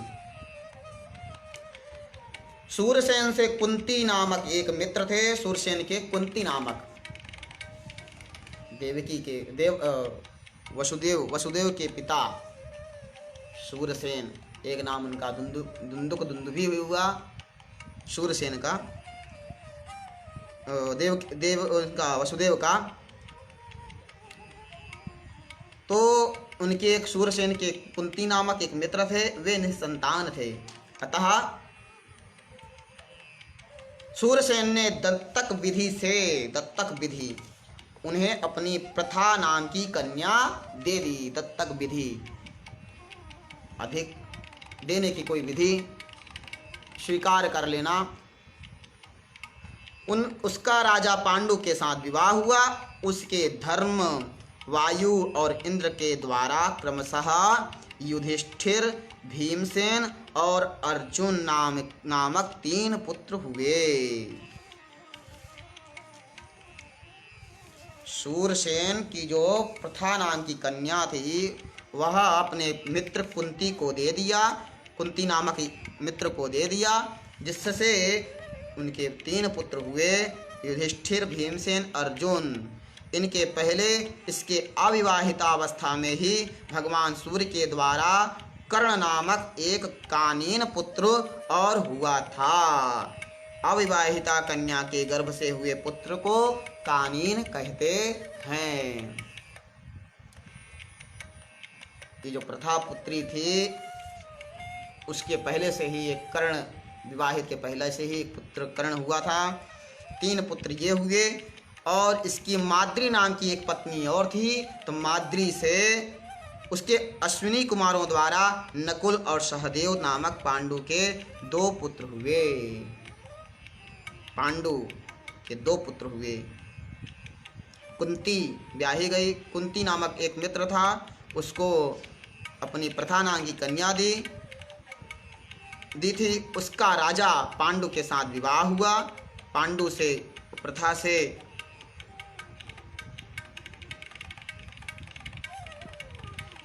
प्रथा का पिता हुआ कुंती, राजा कुंती, जो शूरसेन का मित्र था।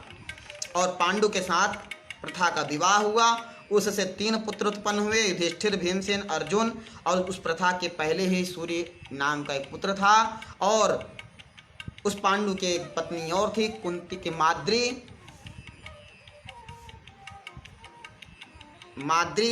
तो माद्री से नकुल और सहदेव हुए। शूरसेन की कुंती की पुत्री कुंती, इसलिए उनका एक नाम प्रथा भी है। प्रथा तो नाम, वह सहदेव की पुत्री थी, शूरसेन की पुत्री थी। प्रथा जो कुंती थी, कुंती उनका मित्र था, वह उनका पिता हुआ दत्तक विधि से, इसलिए कुंती का पुत्री कुंती।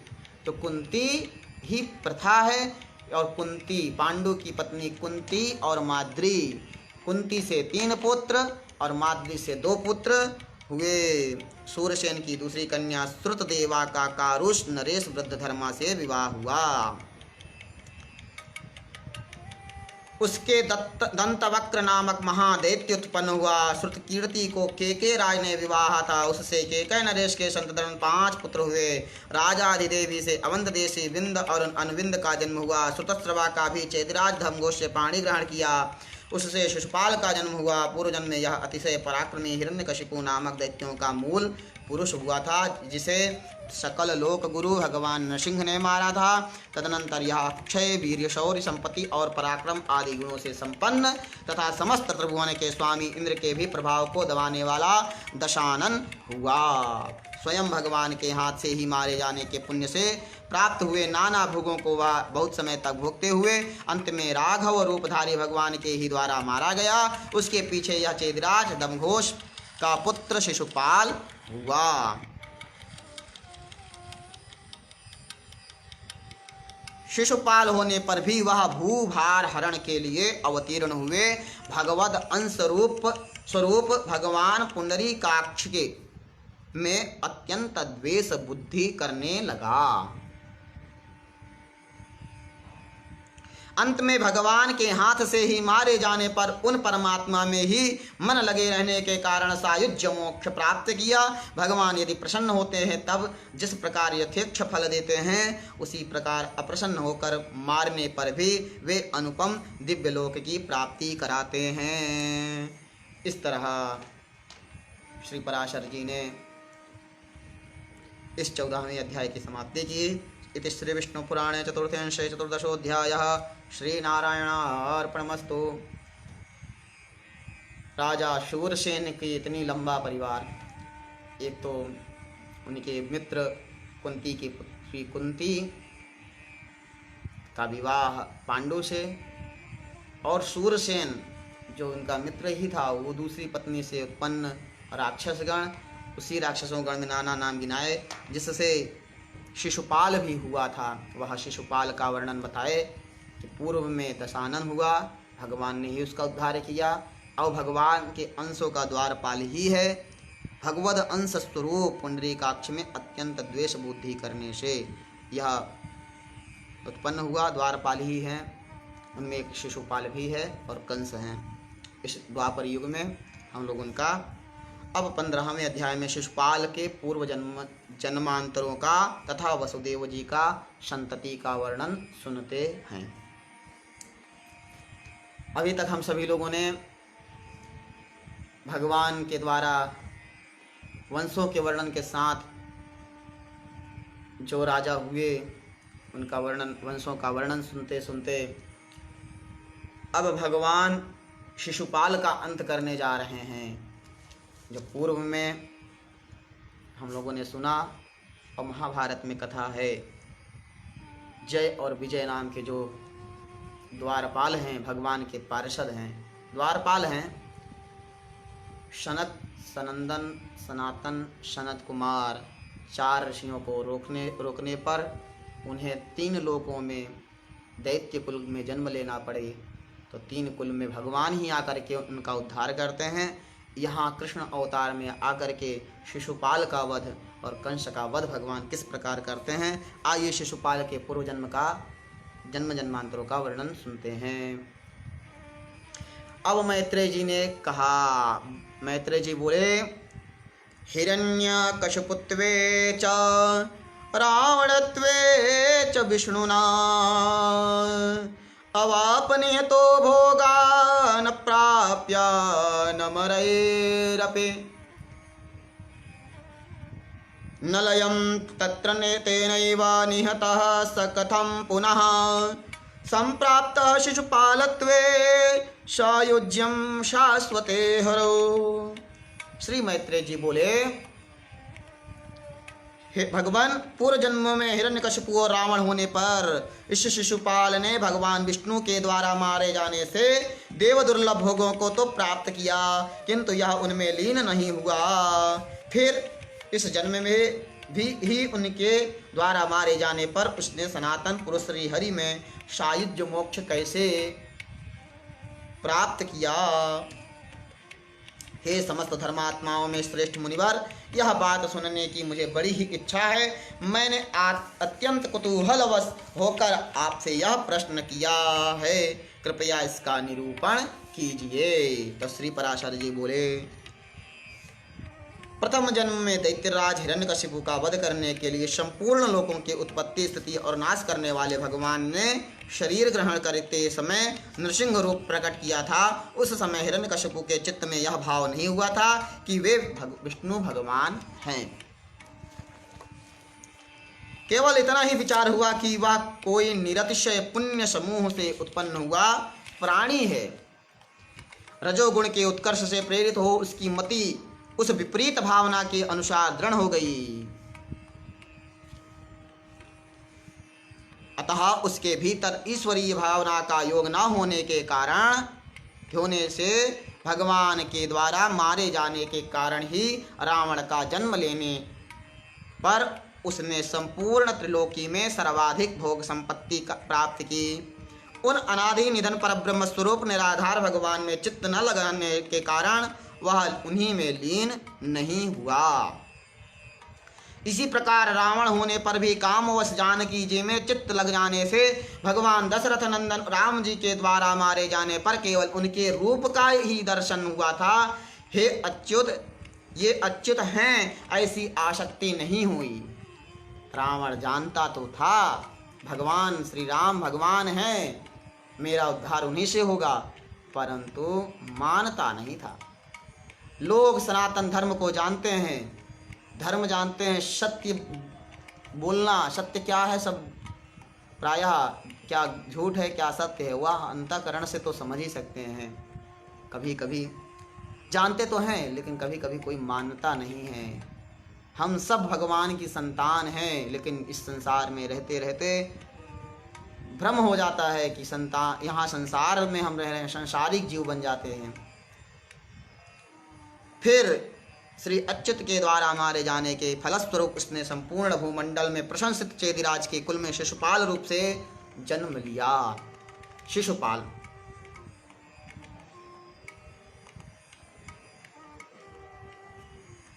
उस जन्म में भगवान के प्रत्येक नामों में तुच्छता से भावना करने लगा। उसका हृदय अनेक जन्म के द्वेषानुबंध युक्त था, अतः उनकी निंदा और तिरस्कार आदि करते हुए भगवान के संपूर्ण समयानुसार लीलाकृत नामों का निरंतर उच्चारण करता था। खिले हुए कमल दल के समान जिसकी निर्मल आँखें हैं, जो उज्जवल पीतांबर तथा निर्मल किरीट, केयूर, हार और कटकादि धारण किए हुए हैं, तथा जिसकी लंबी लंबी भुजाएं हैं, और जो शंख, चक्र, गदा और पद्म धारण किए हुए हैं, भगवान का वह दिव्य रूप अत्यंत वैरानुबंध है के कारण भ्रमण, भोजन, स्नान, आसन और शयन आदि संपूर्ण अवस्थाओं में कभी उसके चित्त से दूर ना होता था।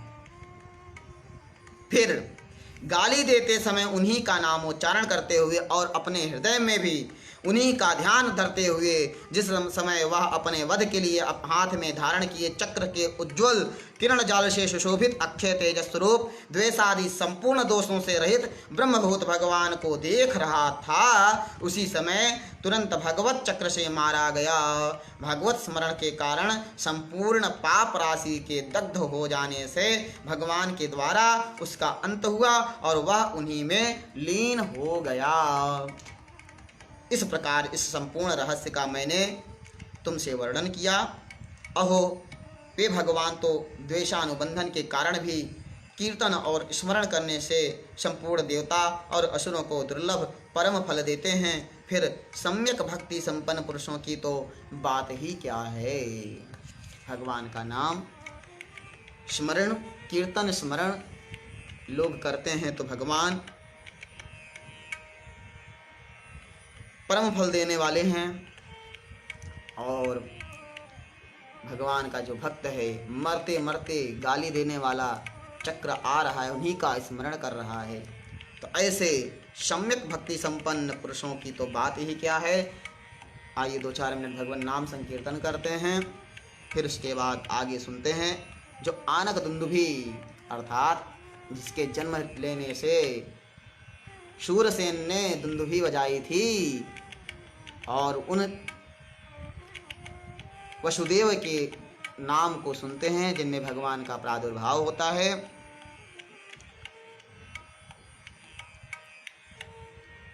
नारायण नारायण नारायण श्रीमन नारायण नारायण नारायण श्रीमन नारायण नारायण नारायण श्रीमन नारायण नारायण नारायण श्रीमन नारायण श्रीमन नारायण लक्ष्मी नारायण लक्ष्मी नारायण हरि नारायण नारायण नारायण हरि नारायण नारायण नारायण श्रीमन नारायण नारायण नारायण श्रीमन नारायण नारायण नारायण भजमन नारायण भजमन नारायण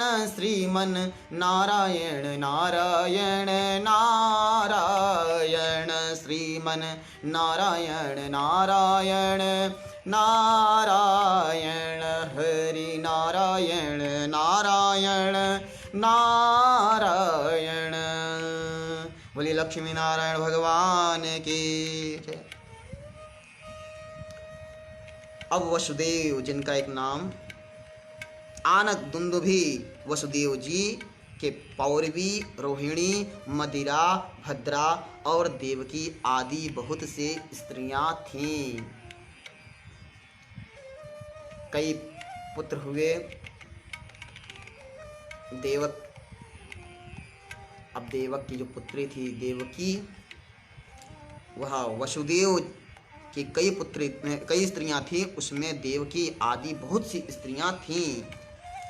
उनमें रोहिणी से वसुदेव जी ने बलभद्र, शठ, सारण और दुर्मद आदि कई पुत्र उत्पन्न किए तथा बलभद्र जी के रेवती से विशठ और उल्मुख नामक 2 पुत्र हुए। सार्ष्टी, मार्ष्टी, सत्य और धृति आदि सारण के पुत्र थे। वसुदेव जी ने बलभद्र, शठ, सारण, दुर्मद आदि कई पुत्र उत्पन्न किए। किससे? रोहिणी से।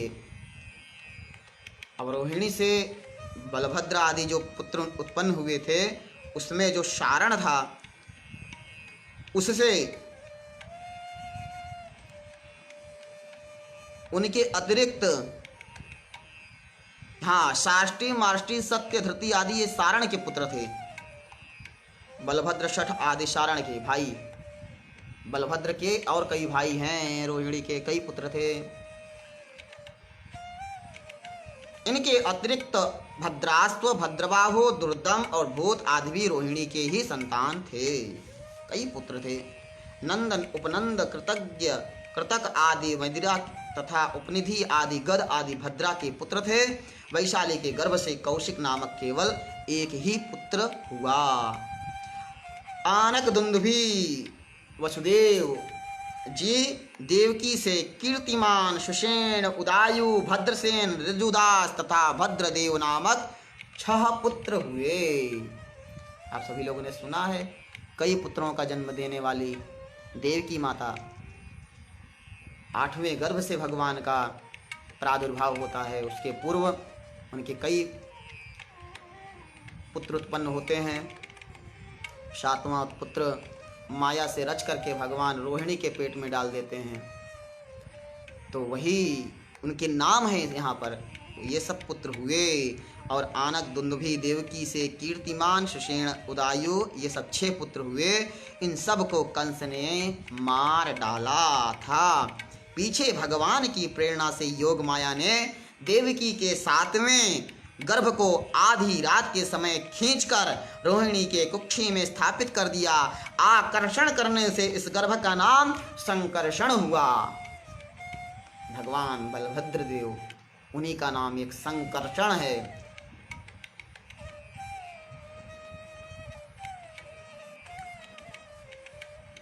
तदनंतर संपूर्ण संसार रूप महावृक्ष के मूल स्वरूप भूत, भविष्य और वर्तमान कालीन संपूर्ण देव, असुर और मुनिजन की बुद्धि अगम्य तथा ब्रह्मा और अग्नि आदि देवताओं द्वारा प्रणाम करके भूभार हरण के लिए प्रसन्न किए गए आदि, मध्य और अंतहीन भगवान वसुदेव के पुत्र वासुदेव ने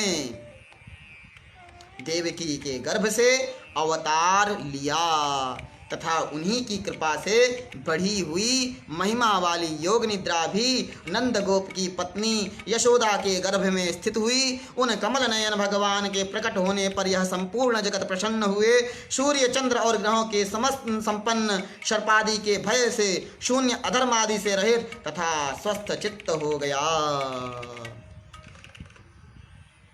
उन्होंने प्रकट होकर इस संपूर्ण संसार को सन्मार्गावलंबी कर दिया।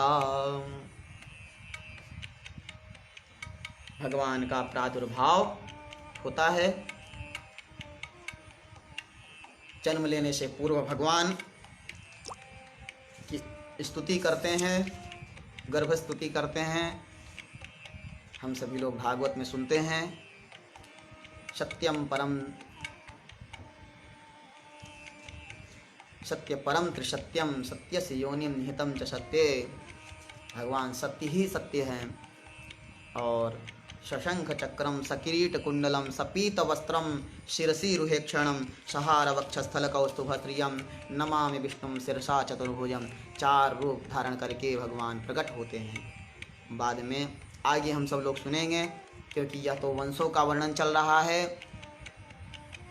भगवान का स्तुति, भगवान के जन्म लेने के बाद इन उग्रसेन आदि से जो कंसों का वर्णन, ये वंशों का वर्णन चल रहा है। आगे चल करके दूसरे अंश में, या चौथा अंश है, 5वें अंश में भगवान का प्रादुर्भाव होगा।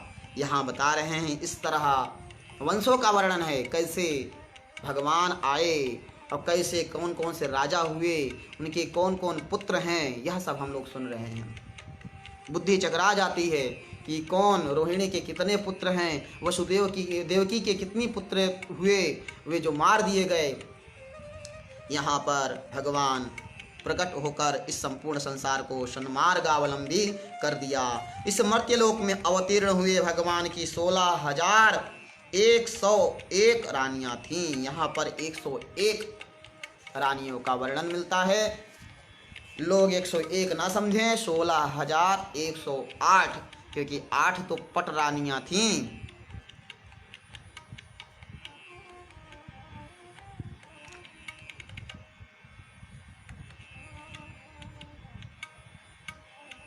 और उनमें रुक्मिणी, सत्यभामा, जामवंती, चारुहासिनी आदि 8 मुख्य थे। अनादि भगवान अखिल मूर्ति ने उनमें से 1,80,000 पुत्र उत्पन्न किए। ये कुल पत्नियों में से 1,80,000 पुत्र भगवान श्री कृष्ण के वंशज हैं। भगवान के जाने के बाद यही सारे पुत्र नाना रूपों में विराजमान हुए।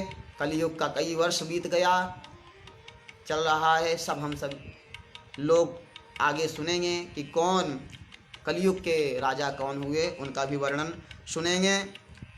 नाम गिनाते हैं, उनमें से प्रद्युम्न, चारुदेष्ण और सांब आदि 13 पुत्र प्रधान थे। प्रधान का नाम रहेगा, उनके पुत्रों का वर्णन नहीं होगा। सब जन्म लेंगे और चले जाएंगे। कौन है, अपने आप को उनको पता चलेगा। यादव लोग हैं, उनके भी वंशों का वर्णन, उनके दादा परदादा का नाम हो सकता है आ जाए, उनको भी पता चल जाए। अब प्रधान प्रद्युम्न, रुक्मी, प्रद्युम्न, चारुदेष्ण, सांब आदि 13 पुत्र प्रधान थे। प्रद्युम्न ने रुक्मी की पुत्री रुक्मवती से विवाह किया था, उससे अनिरुद्ध का जन्म हुआ। अनिरुद्ध ने भी रुक्मी की पौत्री सुभद्रा से विवाह किया था, उससे वज्र उत्पन्न हुआ। वज्र का पुत्र प्रतिबाहु तथा प्रतिबाहु का सुचारु था। इस प्रकार सैकड़ों हजारों पुरुषों की संख्या वाले यदुकुल की संतानों की गणना 100 वर्ष में भी नहीं की जा सकती, क्योंकि इस विषय में यह 2 श्लोक चरितार्थ है। 3 कोट्या सहस्राणाम 88 च कुमाराणाम ग्रहाचार्याश्चापयोगेषु ये रताः संख्यानं यादवानां कः करिष्यति महात्मनां यत्रायुतानामयुतलक्षेणास्ते यथदाहुकः। अर्थात जो ग्रहाचार्य यादव कुमारों को धनुर्विद्या की शिक्षा देने में तत्पर रहते थे, उनकी संख्या 3,88,00,000 थी। फिर उन महात्मा यादवों की गणना तो कर ही कौन सकता है, जहां हजारों और लाखों की संख्या में सर्वदा यदुराज उग्रसेन रहते थे। देवासुर संग्राम में जो महाबली दैत्यगण मारे गए थे, वे मनुष्य लोक में उपद्रव करने वाले राजा लोग होकर उत्पन्न हुए। उनका नाश करने के लिए देवताओं ने यदुवंश में जन्म लिया। जिसमें कि 101 कुल थे, उनका नियंत्रण और स्वामित्व भगवान विष्णु ने ही किया। वे समस्त यादवगण उनकी आज्ञानुसार ही वृद्धि को प्राप्त हुए। इस प्रकार जो पुरुष इस वृष्णिवंश की उत्पत्ति के विवरण को सुनता है, वह संपूर्ण पापों से मुक्त होकर विष्णु लोक को प्राप्त कर लेता है। इति प्रसूते विष्णु विष्णीनाम यः शृणोति नरः सदा स सर्वैः पातकैर्मुक्तो विष्णुलोकं प्रपद्यते। भगवान विष्णु की यह 15वें अध्याय की समाप्ति करते हैं श्री पराशर जी। जगत के कल्याण के लिए उनके वंशों का वर्णन पुराणों में मिल रहा है, सुन रहे हैं हम लोग। इन वंशों को सुनने वाला, इन चरितार्थों को सुनने वाला, उसके पापों का नाश होता है। अब कल हम सब लोग 16वें 17वें 18वें इन्हीं अभी हम लोगों ने यदुवंश सुना, अब ध्रुववंश सुनेंगे, अनुवंश सुनेंगे, तुर्वसुवंश सुनेंगे। आगे चलकर हम लोग पुरुवंश सुनेंगे। अब पुरु से ही आगे चल कर के कुरुवंश होगा। फिर कुरु से तब कौरवों का उत्पत्ति होगा और कौरवों का नाश करेंगे भगवान। मगध वंश का और कलयुग के राजाओं का वर्णन हम लोग आगे चलकर सुनेंगे। कलयुग के वंश के बाद यह चतुर्थ अंश समाप्त होगा। शुरू से लेकर के आप सभी लोगों ने अभी तक भगवान के वंशों का वर्णन सुन रहे हैं। आज की वाणी यहीं पर वंशों का चरितार्थ सुनाते हुए देवासुर संग्राम में यदु वंशों का भगवान बताते हैं कि भगवान के श्री कृष्ण के पुत्र पौत्र और पौत्र के ऊपर भी जो प्रपौत्र हैं, उनके वंशों का वर्णन सुनते सुनते लाखों की संख्या में पुत्र और उनके पौत्र, प्रमुख पुत्र पौत्र को और उनके नाम को गिनाने के बाद उनकी संख्या इतनी बढ़ गई कि स्वयं श्री पराशर जी व्यास स्वरूप कहते हैं, सैकड़ों हजार पुरुषों की संख्या वाले यदुकुल संतानों की गणना 100 वर्ष में भी नहीं की जा सकती है। इस तरह यह सब बताते हुए आज की वाणी यहीं पर विराम करते हैं। आज की कथा यहीं पर विश्राम लेती है। कल हम सब लोग ठीक 12 बजे 16वें अध्याय से 18 से 20 अध्याय तक सुनेंगे। आज की वाणी को ही विराम करते हुए आइए 2-4 मिनट भगवान नाम संकीर्तन करते हैं। हरे राम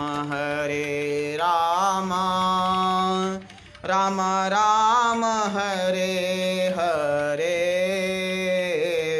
हरे कृष्ण कृष्ण कृष्ण हरे हरे।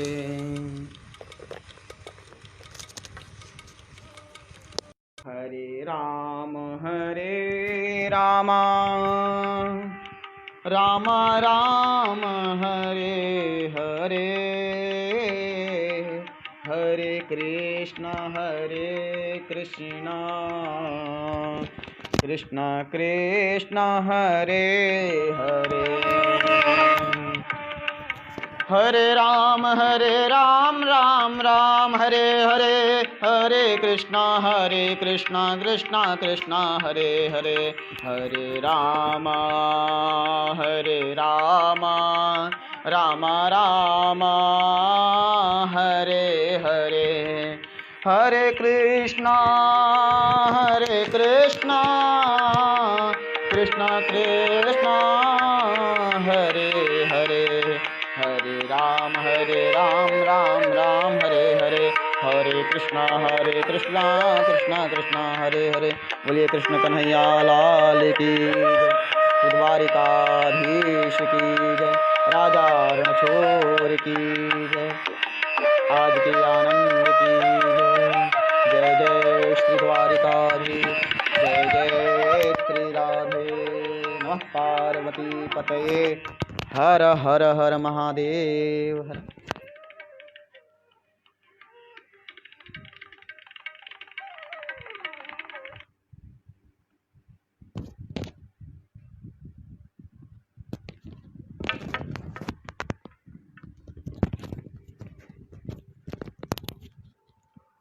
आज के लाइव में सुन रहे हैं आनंद पांडे जी।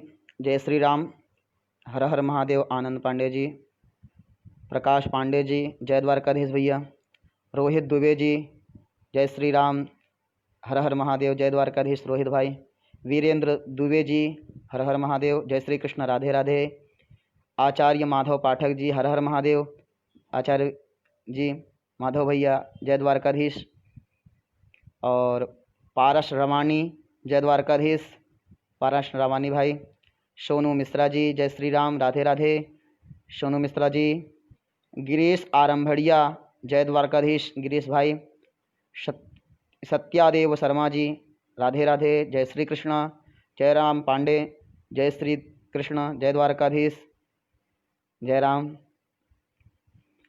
बुलक राम साहू, जय श्री कृष्ण, राधे राधे, जय द्वारकाधीश, जयराम पांडे ने बहुत सुंदर प्रणाम कहा है, आशीर्वाद देते हुए धन्यवाद देते हैं, लिखा है कुछ, अपनी प्रतिक्रिया दी। श्रद्धा होने के नाते अच्छा ही लगेगा, और भगवान की कथा तो सतत अच्छा ही है। हो सकता है वाणी किसी को अच्छा ना लगे, पर भगवान की कथा जो जैसा है वैसा ही हम सब लोग सुन रहे हैं। राजू सेन, हर हर महादेव, जय श्री राम, राधे राधे, नरेंद्र पांडे जी, जय श्री कृष्ण, राधे राधे, जय श्री राम, प्रीतम शर्मा जी, जय द्वारकाधीश, पीयूष बामणिया, जय द्वारकाधीश पीयूष भाई, आप सभी लोग कैसे हैं? सभी लोगों को राधे राधे, जय द्वारकाधीश। ठीक, कल अब हम सब लोग मिलते हैं। जो लोग सुन रहे हैं, देख रहे हैं, अपने गुरुजनों को प्रणाम करते हुए, सभी विद्वानों को सादर प्रणाम करते हुए, सर्वेभ्यः नमो नमः। कल मिलते हैं। ओम नमो भगवते वासुदेवाय। जय श्री कृष्ण, जय श्री राधे, नमः पार्वती पतये, हर